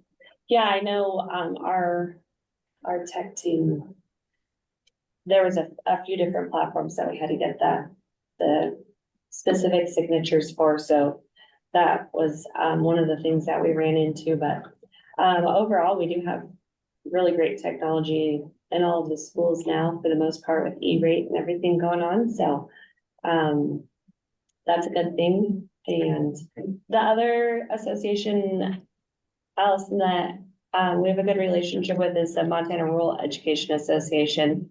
And they also have those rural groups. I was just talking to Larry on the way here. So yeah, I would just love to help put the message out. And I know we've been talking about how we can work together on messaging. So thank you. Yeah. Yeah, Larry and I actually are good friends, known each other for a long time. So yeah, Larry, Janelle, Rob, all of them know them really well. So thank you. Another thing, Susie, would be is like when we start to revamp this is getting in the newsletter, like if it could be in Compass and all that. So maybe you and I can work on how we could get that wording out, because we know that hits the most superintendents and most leaders, right? So that would be a great way to get a lot more word out as well. I think the hardest part is going to be there's so much we could do here. It's going to be like, where do we start, right? So looking at this, we have custom content. So we'd want to we have a few pieces of like video career profiles, some student interactive activities as part of that. So I think, when we look at the actual execution and implementation of this, we'll want to look at what industries we approach first, or maybe get a list from SWIB of who we should be talking to from the beginning to bring on, because we can't bring everyone on all at once as much as we'd like to. We just need about 5,000 more people. So I know SWIB has their six focus verticals or industries. So maybe we could look there and find some folks within that. But this is our kind of work back plan, very top level. We have much more detailed versions of this, but for the sake of everyone in the room, this is kind of the general overview. So looking through doing content planning and concept development, a lot happens in the summertime. And in the summer is when we really want to get as many volunteers on as possible, so that when teachers come back to school in the fall or late August, there's volunteers there to greet them and to be at the ready to volunteer. We also find that volunteers are the most engaged, which, I mean, all of us in education know this, like they're the most engaged immediately after you train them. So a lot is going to happen in that June, July, August timeframe so that we're training these volunteers and they're fresh, right? When educators are coming in fresh and Allison's training them in the PD sessions and whatnot. So this is kind of what that looks like, and we can work with local, local news and local press and different things to also like spread the word on what we're doing. So I just wanted to make sure that I shared this too as we're thinking through the implementation. That's my team that will be working on the industry side too to implement this. So those are kind of the main milestones. And the last piece, I know Susie, you had mentioned it, a couple other folks. We have a partnership with chief executives for corporate purpose, and we are on the 13th of May going to be at Cognizant, and folks will receive an invite shortly. More details to come. We're just finalizing a few things, but wanted everyone to save the date and hope that you can be there if you can. So that's everything. I wanted to make sure we got to everything in time, but the three of us are here to answer any questions you might have, and now or in the future. Sounds good. I really appreciate you taking the time to come to the meeting and present. I think based on all the questions that you got, I think it's pretty obvious there's a high level of excitement around your project, and the timing couldn't be better. We're right in the middle of discussing sort of where we're at with our strategic plan later on the agenda today. So like I said, timing perfect, and thank you again for joining us this morning. Thank you all. With that, we're just a bit off time, but on time. We can take a break until 11 o'clock. We'll jump into design education, their design labs with Mr. Thielen. I think we're back live. So Joe and team, please, floor is yours. Take it away. Thank you so much, Paul. Everyone, I brought the A team today. I'm really, really excited to share this project with you. We've been working on it for about 1.5 years, and I'll say the quick summary is, our two-year colleges have always had a part of their mission that's developing non-credit workable training. Short programs that get students into jobs. And year to career is largely about how do we take that to the next level. So we partnered with the education design labs. They've been fantastic. They're really the national experts at 3 things. First, helping your colleges work closely to design curriculum with employers. We bring a lot of cool tools to the table that we'll talk about today on how to make that process less painful. Second, how do we make pathways more flexible for students? Recognize work experience, make it so you need non-credit pathways, give students some credit towards if they want to continue their education. And then finally, I think a really important space, which is we measure our core credit programs, we measure apprenticeships really, really well in the state. What we don't do is anything that's outside of those. We don't know what those training opportunities and our pretty substantial investments in them mean in terms of students and career trajectories. And using this project as a place to start thinking about as colleges as maybe a starting point, how do we measure that a little bit better? How do we demonstrate the return on investment? How do we build on the work that we've done with applying labor for years and return to college, now to return to non-credit training? So we're about 1.5 years into this initiative. We're starting to plan what the next 2 years of this work look like.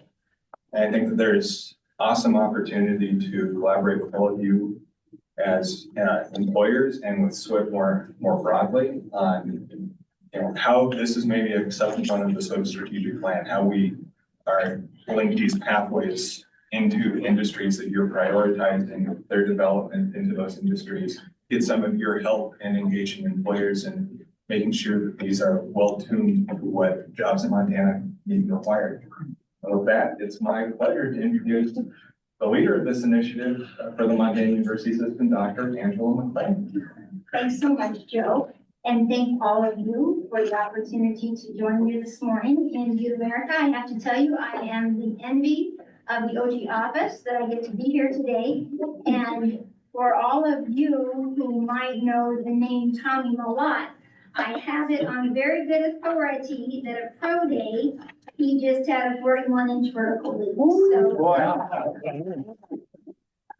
so very good to be here with you all to talk about initiative that your university system has led in a different way than it's been led in any other place across the country. We are joined online by the lead designer for Education Design Labs, Lindsay Thomas, and you will hear from her momentarily.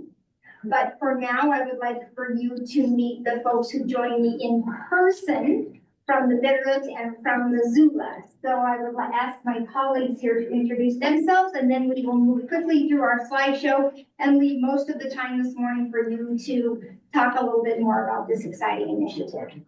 Great, thanks, Dr. McLean. Good morning, my name is Grace Gardner, and I'm the Associate Dean at Missoula College. So thrilled to be here with you today, and really excited to dive into our work today. I was giving Mr. Brockman a hard time here.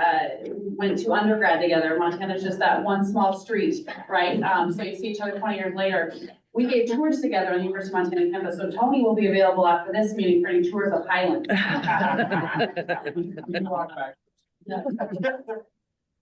Hi, everyone. I'm Lily Avondale. I'm the Director of the Office of Health Research and Partnership at UM, and really looking forward to sharing our work, but also to the discussion that follows and hearing your thoughts and questions. Hi, I'm Christina Berger. I'm the Director of UM Bitterroot College down in Hamilton, an extension of Missoula College. And this was really the first project that I worked on when I was brought in May of 2023. So very excited to share what we have done in Hamilton and Missoula and surrounding area and chat about what the future holds. So thank you for having us today.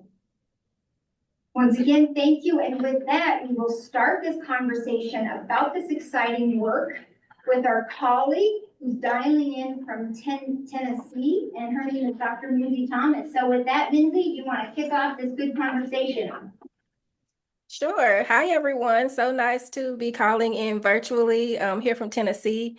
I'm Lindsay Thomas, a senior education designer at the Education Design Lab, and I've had the amazing pleasure of taking these 12 Montana University System colleges through our design process. I will tell you that an education designer is only as good as their design team. And there is an incredible group of Montana folks who put a lot of heart and pride into the work they do at their colleges, and a whole lot of employer partners with that same energy. So I'm grateful to work with you guys and excited to talk a little bit more about this work. And so on the next slide, you see our design question. So at the lab, we use human-centered design as a problem-solving approach to tackle workforce challenges by co-designing programs with our college partners. Our design question is, how might we design equitable and accessible micro-pathways toward high-growth careers endorsed by employers, made visible to learners who are moving from post-secondary education and into the workforce? And the next slide shows you just where our footprint is. We're working with over 100 colleges across the country. And I'll have you know that the Montana initiative is the first time that we work with a full system. And so Montana is really leading the way in terms of how we do this work across a system, across multiple colleges, creating alignment, sharing curriculum, creating this organic community of practice where colleges can really lean on each other and tackle similar problems. I will pass this next slide to Dr. McLean to talk about some of the highlights of this project. So as Minzy indicated, and perhaps one of the most exciting features of this is that this is an initiative that we started out with scale. This is across the system where we have directly sat down with employers to tell us what it is that they needed as far as skills and credentialing, and sometimes even timing of our outputs to make sure that we were meeting employer and industry needs across the state. When we sat down with our campuses were ready with all of the data that so many of you folks in this room have worked for, and we quickly determined that our three primary sectors that we would be designing our micro pathways around would be healthcare, education, and trades and technology. And the top occupations identified as having the greatest need were medical assistant, behavioral health workers, welders, and IT and broadband related roles. So here's what we mean when we say a micro pathway. So there's a lot of language around credentials, badging, pathways, but this is what we mean. We're talking about programs that are made up of 3 types of credentials: technical skills, durable skills, and in some cases on-the-job training. These programs are meant to be completed more flexibly, quicker. Students are able to show the skills that they've learned, and they're validated by employers who participate in design sessions and talk to us about the skills that they're looking for. These are also bite-sized programs that are meant to be stackable and feed into associate's degrees or bachelor's degree programs, really kind of creating these on and off ramps where students can get on, go to work, or come back to school if they see fit. The next slide shows you a bit of our design process. The biggest 3 phases of the design process is understand, ideate, and prototype. My favorite phase of the design process is absolutely understand. That's where we talk to students, we talk to employers, we talk to industry leaders such as yourselves. We do ecosystem mapping, learner journey mapping. We take a look at the players and stakeholders across the ecosystem, understanding what their needs are, and we use that information to design the pathway, build the curriculum, and also center the learner and increase engagement across those different stakeholders.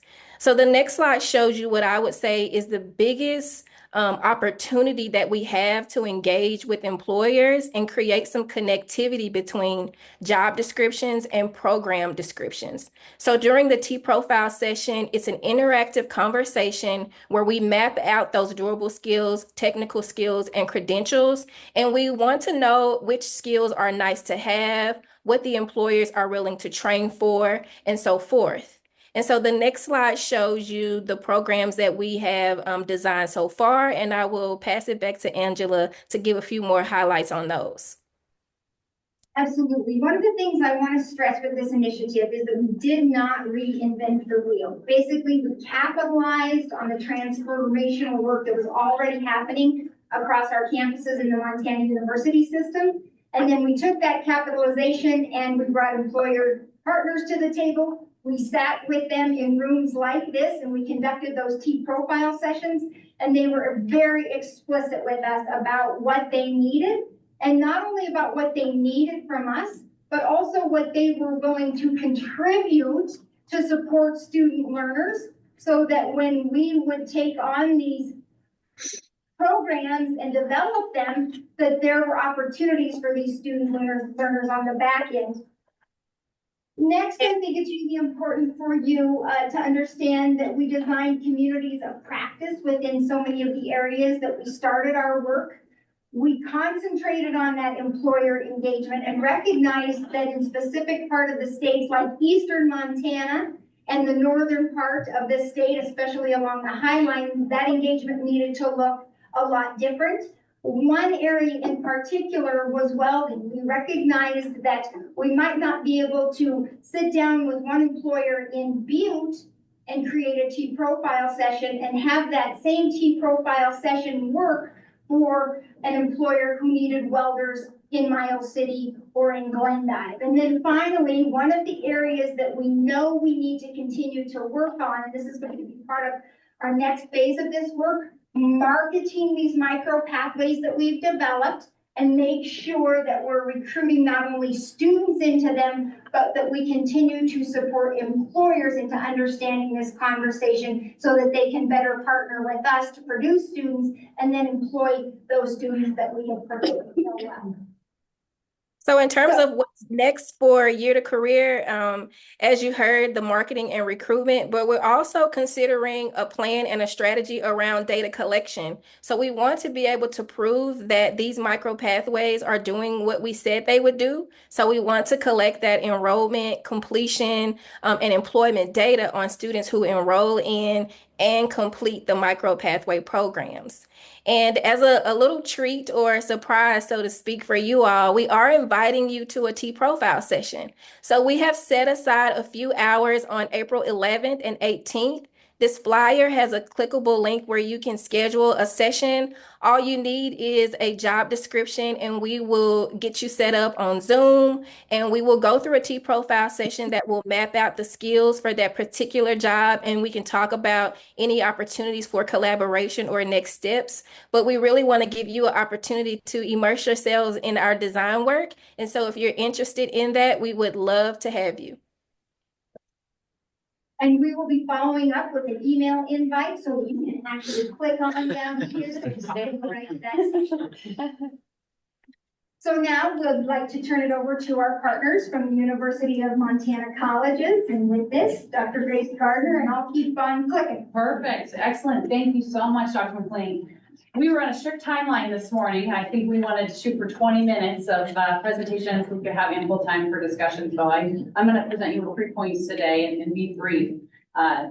So just wanted to start off and say thank you. Thank you so much for being able to showcase this work. I think in the Montana University system, I personally think this is one of the most innovative things happening in kind of curriculum and employee engagement and design and our programs. And so I think from my personal stance of going through this, you know, the employer engagement piece with the T-profile was one of the key takeaways in that I think that colleges, two-year institutions, sport institutions say that they meet with employers and get feedback and say, absolutely, you know, we're making making pathways to jobs, but have you actually sat down with that employer and asked them what they need out of their workers, right? And the 21st century skills, soft skills, but also the technical skills, right? And so that's where the T comes from. And so sitting down with St. Patrick's Hospital, we learned the hard truth. You know, we have a wonderful Medicist program, 2-year program, and they're not hiring our graduates. It's too long of a program. And no one has come to the table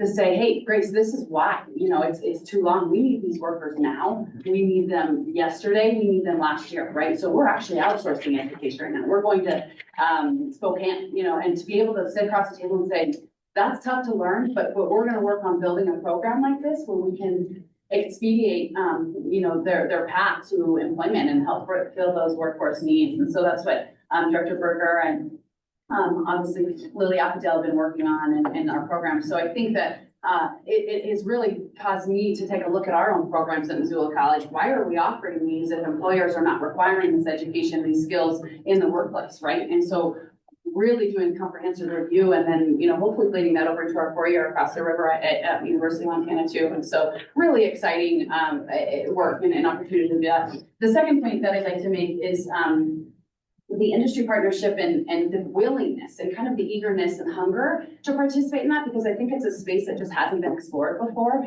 I think that we get in silos, right? And we do our jobs, but it never coming to the table and saying, how have we never done this before? And also involving K through 12 in this as well for those folks that don't want to head into higher education, right? And so the third point I'd like to make is just to make you aware, and I know that you know this, but the amount of high school students right now that are in college earning credits right now. So Missoula College alone, we have 1,500 students that are earning college credit. Across the state, I think there's close to 8,000 high school students right now. It's one of the fastest growing populations not only in Montana, but across the nation. So how are we getting these high school students and different types of learners that we're, you know, trying to educate through pathways like this and into the workforce? So just again, a sneak peek of my experience on this, and just a big thank you to Dr. McLean and Dr. Thomas on involving Missoula College in this opportunity. So I'll pass it over. Before you go on, I think and I don't know if we've done a very good job of articulating it as an industry in this conversation, but there isn't just a need to get here faster. It's actually, it's not a time-based continuum where we do education and then we go to the work world. We've got this other space out in that career pathway where we need that intervention at different spaces. So keeping that in mind as launch quick, but then how do we come back? That's right. Absolutely. Thank you. That Set is- up the next stage of the discussion so well. Yeah. He does. always does that. And Tennessee Northern has a strong partnership with Allied Steel that does exactly that. Yeah. So, Can you actually go back to the one that had the business? yes. So, as Dr. Gardner has said, we talked to Providence Medical Group, St. Pat's, Barrett Hospital and Barrett Health. And, Barrett Health is our hospital, in our community in Ravalli County. They span from North to South Valley. And that conversation was, we need them faster, which is something that they have spots to fill. So we were able to kind of change our program from a 16-week program to an 11-week program. They had a lot of concerns around mental health, and their medical assistants being able to, take on, lots of different types of patients in crisis situations, especially after the pandemic. So we added in mental health first aid, critical thinking and empathy, and really were able to make a more comprehensive program from something we were already doing. So we took a medical assisting program and we kind of shifted some of those skills that we learned directly from Bitterroot Health were more needed in that position in response to kind of what the job was at this specific time. At the same time, we were learning from Providence Medical Group that they're using this apprenticeship program in Spokane. So how could we right now fix this problem where we have lots of medical assistant openings at our hospital, but also in conjunction with feedback in other institutions, start to make an apprenticeship program that would be more comprehensive to also meet those needs.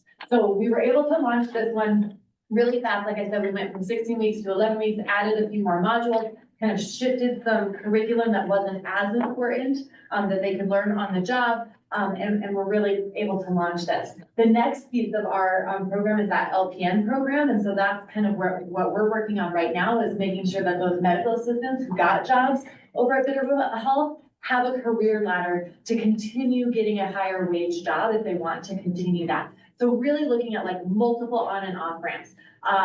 Grace mentioned dual enrollment. We have a CNA program that also leads into this, that we're working with high school students specifically to pull them into the healthcare system. So through our work with Education Design Lab, we were really able to put a micro-credential pathway together, and we'll talk a little bit more about that in the next slides. But I've run 3 cohorts since we started this work. About 30 students have successfully became certified medical assistants. In our last cohort, we had 9 students. 8 of them have jobs at Bitterroot Health right now. Bitterroot Health paid for 5 of those students' tuition. The other 4 students were all paid with WIOA funding. So nobody, out of the 30 students I've done in these 3 cohorts, I've only had 2 students that have had to pay out of pocket. They've either been eligible for some type of job service funding or Bitterroot Health has covered their tuition. So they've been a very good partner in this work that we launched from Education Design Lab. So through the work of EDL and with Mincy, it really kind of opened our eyes to looking differently at workforce and thinking more holistically, using an ecosystem approach. And so we started looking outside our own walls, looking to industry partners, but also our K-12 partners, community-based organizations, the local government and state agencies to get involved in this work, which led to the Roots to Rise collective down in the Bitterroot Valley, which uses a systems-based approach, which I'll come back to a little bit. So we focus on 3 key areas: integrated career pathways, which Christina alluded to, where we're trying to look at the K-12 kind of CTE pathways along with adult learners and kind of streamline and integrate those 2 pathways so they're not happening in parallel, and really thinking about how can they be a continuum, to Adam's point, and how can you make it stackable? How can we use credit for prior learning? And I'll kind of show some examples of what we've done there here on the next slide. We also realize that there's a lot of barriers for folks getting into the workforce, changing positions within the workforce and careers. So economic mobility is a key component that needs to be thought about and built into the workforce ecosystem. And then also community capacity, childcare access and affordability, along with housing access and affordability, is a huge issue that all communities across Montana are facing to some extent, and they're really impacting the workforce. So we can set up programming, we can set up these pathways, but if people are struggling, with accessing training or accessing housing and childcare, they're not going to be able to really participate in the workforce like they probably want to. And then also just approaching things from a systems-based lens. So we have a cross-sector group that kind of works on all of these focus areas, and we're really trying to make data-driven decisions. So collecting local workforce data, K-12, post-secondary, and using all of that data to make a huge picture of what's going on and use that to determine kind of where we're going.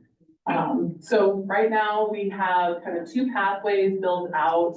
Healthcare is our biggest one and most well-established. And then recently we started looking at a teacher apprenticeship degree program. And so kind of using the lessons we've learned from the healthcare pathway to apply to the educator shortage here in Montana, especially in rural Montana. So this is our integrated healthcare career pathway. We've worked closely with our healthcare industry partners to design this. And so we have a pre-apprenticeship component. This is geared towards our high school students through dual enrollment.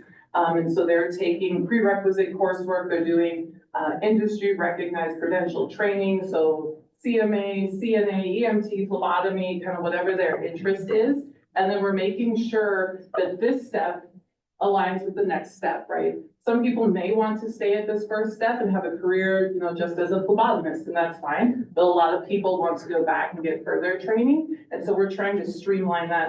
What happens here stacks to the next step and the next step. So people can come back and upskill throughout their career. And they don't have to repeat coursework. And we're trying to honor their experience in the workforce and applying credit to that. And so our nursing pathway is the most developed. And so we have folks working as a CNA, kind of doing an apprenticeship. Same with CNA, we have LPN apprentices. So the apprenticeship component is also built into here. So we're trying to kind of pair academic instruction along with work-based learning. And then this is our teacher apprenticeship degree pathway, very similar to our healthcare one. Pre-apprenticeship component, trying to get high schoolers interested in becoming an educator, and then working in schools as a paraprofessional, which is a huge need as well. So they're filling a need for the school district while they're training to become a fully certified teacher. And I'll hand this over to Christina. This is our trades pathway, and so we're really working same idea. We've got our dual enrollment programs that feed into industry recognized career credentials in the trades. So we're looking at our job site ready program and expanding upon the success that we've seen there. So we've added carpentry and heavy equipment operations. We have a CDL program, so you can kind of see where that maps. Your certificate programs are less than a year, associate's programs are 2 years, and really the multiple opportunities that exist in the trades to get students ready to be in that field as well. So healthcare trades and teacher education. Economic mobility, like Lily had mentioned, we can't just look at this one aspect and look at the pathway and not consider all of the other factors that go into getting a individual onto that pathway. So we've done a lot of work in economic mobility. So we are working with the Chamber of Commerce right now to look at a community-based internship program. We're really looking at service learning. The Bitterroot Valley has a lot of nonprofit organizations and looking how we can formalize that in a holistic way where our students are getting support, our businesses are getting support, and everybody knows what everybody is doing. So that we are duplicating services and can really offer the best experience to everyone. And providing support to employers to take on internships. We've gotten a lot of feedback that, these students come and you don't know what to do with them. So we've put together a work-based learning guide that really outlines the students' responsibilities, the employers' responsibilities, and we're looking at putting some professional development together so that as an employer, you have the skills to mentor an intern in your position. The other piece is developing a comprehensive career navigation process for both high school and adult learners. So we put together advising guides for our high schools. It outlines prerequisite and dual enrollment coursework that they need on the pathway that they're looking at. A lot of feedback that we've gotten in the past is that students take dual enrollment just for the sake of dual enrollment. So we're really looking at, this is why you would be taking these dual enrollment courses over other dual enrollment. This is how this applies to your future. The next economic mobility bridge, really provides those wraparound services for, adult learners looking at this, right? We've got the, education and training kind of bucket. We do that well in higher education, right? That's what we do. But we're looking at this as a continuum and a framework for individuals and the obstacles that they might encounter, like family stability, well-being, financial management, and then the employment and career side. So making sure that this isn't a one-stop shop, they're just coming in for the training, and then they're on their own. How do we move them through this continuum to make sure that they have housing, that they have childcare, that their mental health is good, that they're not in tons of debt, and we provide, financial assistance to get into these programs so that they can have a, that upward social and economic mobility. So, the human design work that, Education Design Labs has kind of started with us, we really kind of run, and it, become more comprehensive than just making a macro pathway. And then under community capacity, these are pretty big issues to tackle. So we've been partnering with a number of folks, with the Chamber of Commerce and the Bitterroot Valley and the Bitterroot Early Learning Network. Recently secured $70,000 to implement a county-wide child care shared services program. And then we want to continue to build on that and hold solution summits, hold for childcare and housing, and to get more stakeholders involved in like working together to figure out what can we do to improve childcare and housing access and affordability, to have a thriving workforce ecosystem. And then one of our final last pieces is to kind of really know and understand this work. We did a workforce landscape analysis. So we spent several months collecting all kinds of data, LMI data through Lightcast. We did stakeholder interviews, and we compiled a pretty large analysis document, and we're using this information to drive our decisions. So we've kind of realized some of our original focus areas or projects that we thought would have a big impact. We realized are maybe should not be prioritized, and we have switched more to looking at the adult learner population and how to engage them better. And then also thinking about, we have an aging population in the Bitterroot Valley, and so there's going to be a huge need for elder care and workers in that field, and there's not much happening in that space currently. And so how can we maybe bring some new stakeholders in to work with us and kind of think differently about our approach? Can you go, sorry, can you go back one, or are you able to share them afterwards? Sure. Oh, Okay, thank you. Appreciate it. Oh, this is top secret information. Yeah. All right. I've been in the Department of Veterans lately. Well, thank you, Angela, really great to see that, Lindsay. Now, so this team's profiled Bitterroot Valley and Missoula College. This involves all MUS two-year colleges, different levels of progress, and also now a couple of tribal colleges interested. We're thinking about next steps because I think Education Design Labs is eager to work in Montana. They're partners on the Strengthening Community Colleges project you heard about this morning. I think it's really helped our institutions think about more structured ways to work with employers. Think about areas where they need to have better flexibility and recognizing work-based learning, incorporating apprenticeship pathways and supporting them. And, we want your help in thinking through next steps, how it fits with SWIB's work, how we can better incorporate you all in supporting some of these pathways developments. I think that there's been a lot of excitement and innovation that this clearly demonstrates. But what can we do both to get the word out about what we've done thus far, and maybe think about how within the SWIB frameworks we build on this for good partners. Excellent.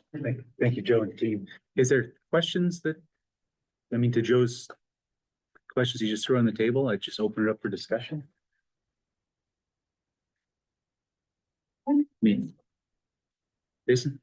I did have one question. I had heard that there was going to be another rapid development program targeted for the Bitterroot Valley by Accelerate Montana. Is that adjacent or is there overlap between those projects? And sorry, another what program? Rapid development credential program in the Bitterroot Valley. I believe it's targeted around GSK. Yeah, I'd say simultaneously.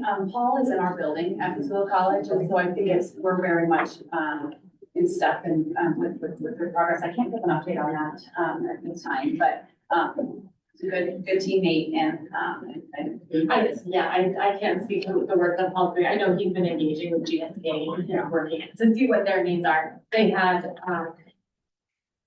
recently, I think they've gone through some changes, so I don't know where that project is right now. So with some of the central landscape right now, it's impacting GSK.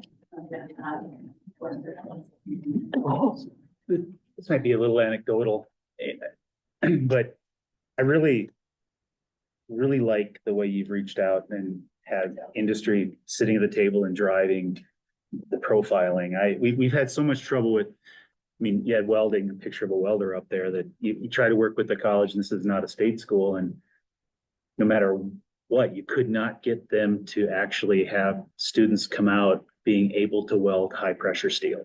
I mean, those welds have to go under X-ray, and if they can't do it, you fail the whole project. So just so companies, especially some of the larger ones, again, this is just my experience with our company. When larger companies are in multiple states, you just tend to say, you know, we're just going to take it in and do it ourselves. And I think this opens up the door to allow those companies to maybe rethink the partnership, because now there's relevancy on the back end. And I think, Jody, your question about what's the next step, one of the things that popped into my head on this kind of the second to last slide there on show the unemployment rate. And I think the unemployment rates, it's relevant, but one of the things as a SWIB board we really struggle with is we've got roughly 100,000 people not in the labor participation pool. How do we re-engage that pool to enter the workforce to help us with this labor shortage? And is there, it's a question, it's not, there's no solution here, but how does, and maybe it does start with that engagement of the employers be making the training hyper relevant to try to pull those people back in, but that might be an area. It is an observation through our landscape analysis that we have, there's a skill gap. We have a lot of people in the Bitterroot Valley, the unemployed population is lacking the skills to get the jobs that are available. And so maybe that is where we start, like that these are the jobs and this is the training to get that position. So yeah, from the landscape analysis, we recognize that there's a substantial group of adult learners within the Bitterroot Valley that aren't fully participating in that workforce. But we don't really know much about that group and like why they're not engaging. So we're starting with focus groups, just connecting with people and understanding why they're not. Perfect. How long does it take from the start? I'm sorry, Commissioner. How long does it take from the start of the process to actually having the program ready to go? What's the time frame? Depends. Like some of that was already in place, so it was just modifying, and Christina can speak to how long it took for the CCMA. We've been working on revamping the LPN, so we can also. So when we started with the CDL work, we were able to do the T profile in the fall. So our first spring cohort, we were able to make those changes because we already had a medical assisting program. So it was just kind of rearranging the curriculum, putting less emphasis on areas, more emphasis than others.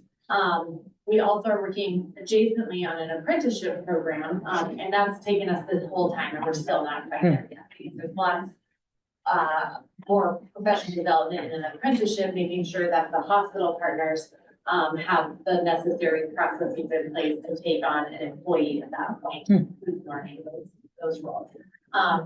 With our LPN program, we were going through Helena College with a remote site, and that they've had some turnover. Bitterroot Health has had some turnover, and it's been really challenging to provide that same support to a remote campus. So we're trying to take that on in-house, and we're about 8 months into that process in terms of figuring out what we need to do, talk to, doing a needs assessment, and we're just getting ready to put in our phase 1 application to the Board of Nursing to pursue that LPN program with the hopes of having it ready to launch in January. So that's been about an 8.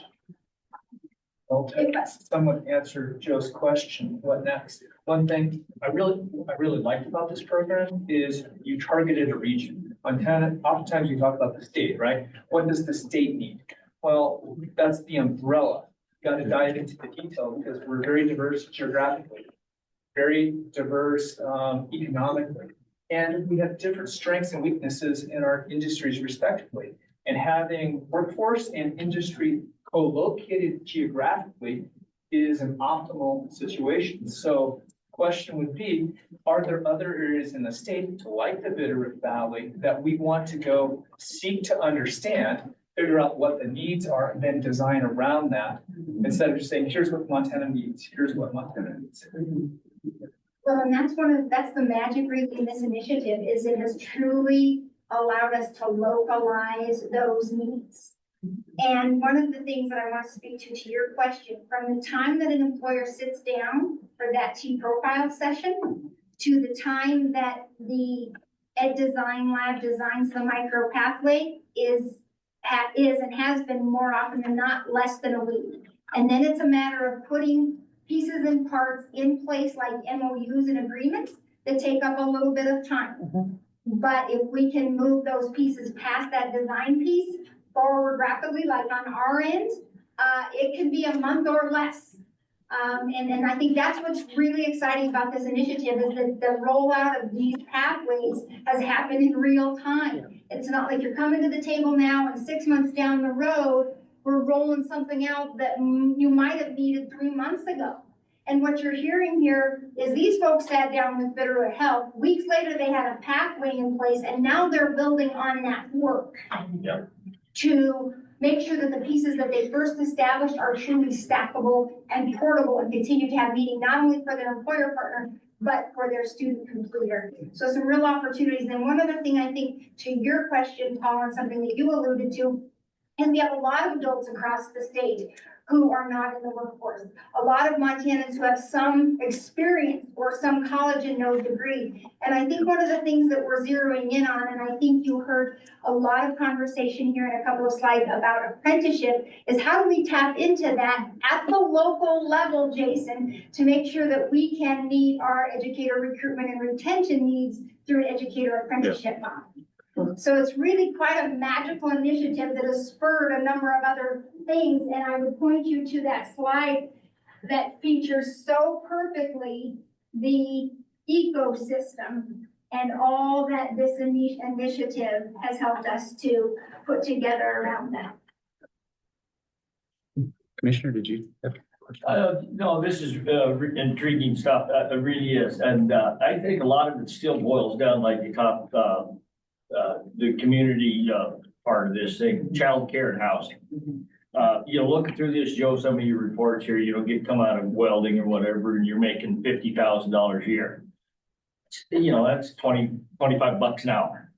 I don't know if that includes, a lot of times I've been in with benefits and stuff with it, but Little Dillingtown, the college and the renting that's gone on because of the COVID and all that, 25 bucks an hour, you can't live that with housing and all this. And that's the stuff, the earlier person said is kids are asking, what's it paying? How much do you make? Well, that's a piece that we've got to continue to work on. I don't know exactly how to do it, but that is a critical piece. And I think that there's a great point here. And it's part of why I think we should go back to this structure and this work and how that design lab is framed, which is we have a lot of careers where the starting point doesn't pay well. And sometimes that training for that starting point doesn't connect in the college system or in employers to the next career stage particularly clearly. So as we're doing the really responsive work of, hey, here's a 10-week training, we need to have better frameworks so that colleges and employers can say, oh, and you're banking some credit or you're banking some experience that helps with that next step. And that next step carries a pay bump. And how do we make those steps clear? And that I think is some of the beauty of what Lily and Kirsten have done, Katrina, done in the Bitterroot is, hey, there are some real kinks in the paths that we have right now. How do we iron out those kinks so that you're not starting back over if you need to come to school to get a bachelor's degree because that's what's required for the license? Or or you want to enter an apprenticeship program, but that doesn't accord very well with the education pathway. And this, I think, has really driven some innovation in those spaces to help us articulate.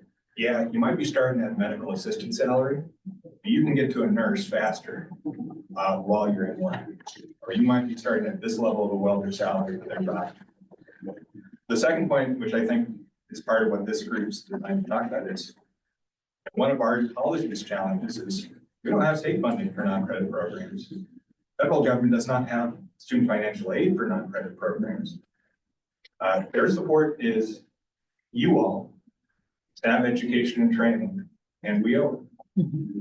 And so we need good ways to think about how do we economize on these programs, and how do we make it so that if students are trying to enter this pathway, particularly at those early baby step stages, there's clear ways to pay them. And I'd say right now, my sense is that depends on the networks in those local communities knowing how to use those funding sources, rather than because we as a state make that easy. So I completely agree. You know, our state needs CNAs. It also needs pathways for those CNAs to move up in the workforce so that they can afford those things over time. Yeah, I'll go to Adam and then I'll come back to you, Susan. We're always on the same wavelength here. I just wanted to say that, yeah, I appreciate all of the research and it's very interesting. And now that we're moving forward with data modernization, I know we've been talking about trying to bring some case studies forward to start utilizing that data. And so I've been asked to present a couple of use cases that might be able to be helpful. And some of them, like we've been talking about, is with OCHI, is what math pathways lead to a student not needing to be taking remedial math, right? And with DLI, we've been talking about how does a student perform, or what CTE courses do they take in high school that then leads to a successful apprenticeship outcome. So if there's any other ideas that you guys have from your research that we can bring, I'm just trying to get one or two more case studies that we can start thinking about pulling that research together for. So I'd love to hear more from you on that. And I agree with your conversation on how do we get to that next level of pay. Just like even with educators, we were talking about, you know, our K-8 teachers that are teaching middle school math. For one thing, we need them to have that high level of content knowledge to get those students really ready for high school math that are not going to end up needing remedial math, right? So we talked about trying to create a math pathway for them to get at least towards their master's degree. So that's just another example that we've been talking about. It's a little bit different when we move into industry, but I like just, this is how I'm making these conversations connect. I think one conversation that's useful and maybe connects to our previous one is, as Grace mentioned, a third of Montana high school students graduate with the college course through dual enrollment. There's going to be incentives that mix industry certifications and dual enrollment courses for schools where they can get some additional funding if they graduate students with a certain level of credits. I think these type of processes, if we can have them at the local level, but see what they result in at the state level, it's a great way to say, hey, here are some dual enrollment pathways that can get you straight into a job, but also can get you down the path towards high-paying degrees that lead to other high-paying careers and jobs. And we have good starts at that locally. I think this process helps with it in terms of, are we structuring our dual enrollment curriculum so that it's actually responsive to a job? Are we structuring dual enrollment curriculum so they can recognize if someone has an EMT or CNA or another industry credential as a component of that? And really that's what STARS challenges us all to do, is to say, how can these mix together in ways that lead high school students more intentionally down a career path, whether that path includes college or not. So again, I think there's been a lot of great creativity out of the college teams across the state. I think there's been a period of getting to know this process. my feelings are all pretty darn ready to think, can we help support state initiatives, industry focus areas? And I'd say in particular, an area where we'd love SWIB's help is, hey, as we're collaborating, identifying where we want to focus for pathways, can we get colleges with employers that make sense to do these designs and to start thinking about, okay, what's the actual content of that curriculum that we're trying to design? Adam? Yeah, I want to maybe take a step back a little on this, and it almost goes to our presentation earlier. The launch quick, continue to build. I think there's a component of this that needs to go. The student obviously is primary in that conversation, but as they launch and they get into the industry, there's an opportunity to tie back to the business to say, here's what we thought we were going to get trained.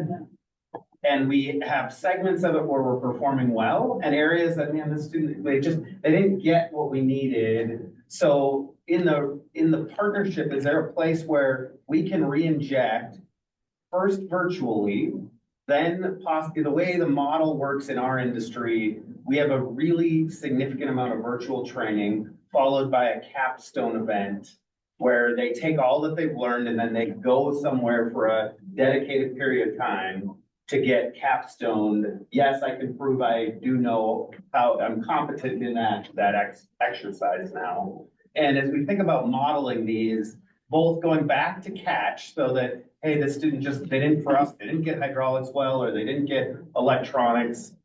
And there's a fee for opportunity there in industry. We're not saying do it for free. So, but if we had the space to say, I can bring them back in, and because this is an area they're struggling, let's get you into a virtual environment first, and then possibly a capstone. And then as we go forward in the career, what are those next pieces? And if you could tie it to a healthy virtual piece and a short amount of time in person, then we don't have to deal with the housing and all some of the other stuff that requires a 5-week, 6-month course. You could really start to see some of that partnership happening more effectively. And I think the next few steps in this process, thinking about those kind of challenges could really be helpful in industry. One of the things that Joe, you said two things that struck me, and I thought for sure Adam was going to go there, so I had a note written down. But Grace, you made a comment about the adage, small town with long streets. So many people, there's many folks in this room that we all sit on the same boards, just with different hats. One of those, and we've got somebody on the phone, Matt Olson with the Montana Chambers on the phone. But in terms of next steps and that employer engagement, it may be worth just kind of ideating collaboratively about, how do we get this concept in front at a chamber foundation meeting? Just because there you've got industries across the state, small, tilted maybe a little towards medium to larger, to really highlight the fact that it's a dialogue with industry, and that significant progress has been made in terms of that collaboration from what they may be more used to in the past. But that may be worth just kind of talking about options there to really tie those things together directly. We've engaged with our chamber and it's good. One other thing that I might throw out for SWIB members to think about, and for the EDL team to think about as well, goes to your comment about the out of the labor force population. So if we look at the group of people who are in prime working age, that's 16 to 54, the largest sector of them are out of the workforce because they're still in school, right? They're going to high school, they're going to college, that makes sense. Many caring for family. But 20%, the next largest subset, are people who are not working due to illness or disability. And, Shanna, I'm sure you have some thoughts about this, but looking at those degrees, SWIB has prioritized some sectors, looking at degrees or micro credentials in those sectors that are appropriate for folks who might need workplace accommodations. I think there's some real potential there to address that out of the labor force population. I don't know if you have any thoughts. Yeah, well, I was thinking the same thing, and I was curious, are you connected with vocational rehabilitation?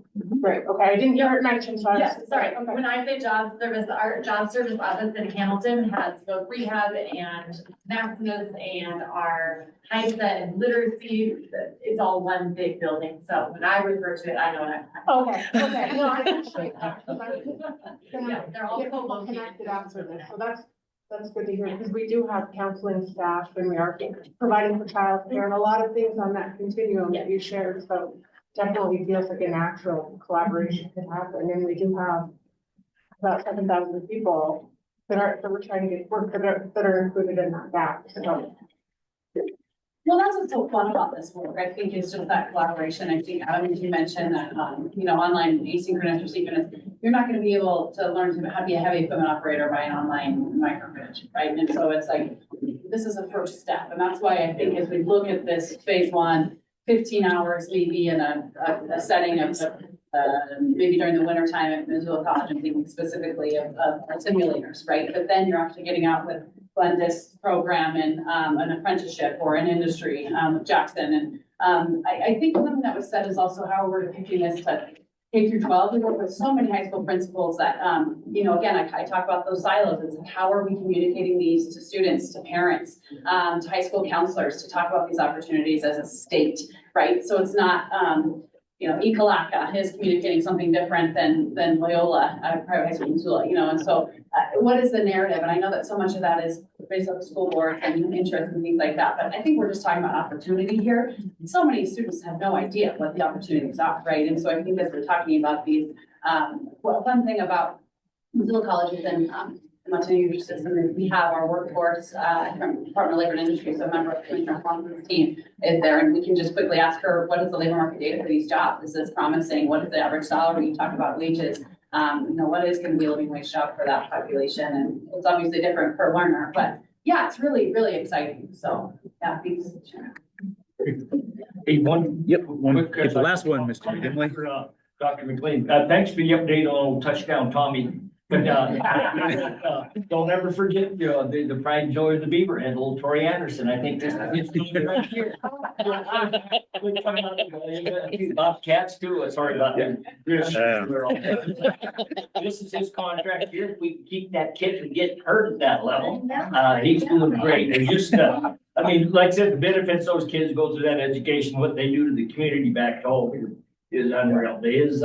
A lot of them, he's been doing a lot of filming for the Gets Drunk Driving, and he got my 2 grandkids there. They're the ones throwing the football out in the street as he stops for it. So I got my kids on 5 seconds of film, hasn't paid them yet. The Andersons are every single one of them, and I want you to know, as a Dillon guy, Dillon and University of Montana Western has been a leader, especially in the pre-K conversations. And one other area where they have provided great leadership is in regards to the development of our taxonomy around this work. And I just want this board to know that I think that this is so important alongside everything you've heard today, is we jumped in. We brought this sucker to scale right from the beginning, and you see the teams and folks like them that led this across the state in a very short time to remarkable success. But one of the things that they did is they jumped in, they created these pathways, they didn't waste any time. We got these pathways set up out the door, students in them, cohorts completed. But at the same time, which is unique to any other state that I'm familiar with across the country doing similar work, is we were developing a taxonomy, a guide, definitions and terms that we could all agree upon across this vast, diverse state of ours. So we are uniquely positioned to go into step 2 of this initiative, but to continue to grow workforce training conversations in a meaningful, more powerful way, perhaps better than ever before, because we have that infrastructure in place. And I'll tell you what, your 2 gals from the University of Montana Western were critical, along with these 3 here, to developing that taxonomy. And so we are in a strong place to move this forward even better. Thanks for the presentation. Perfect. Thank you very much.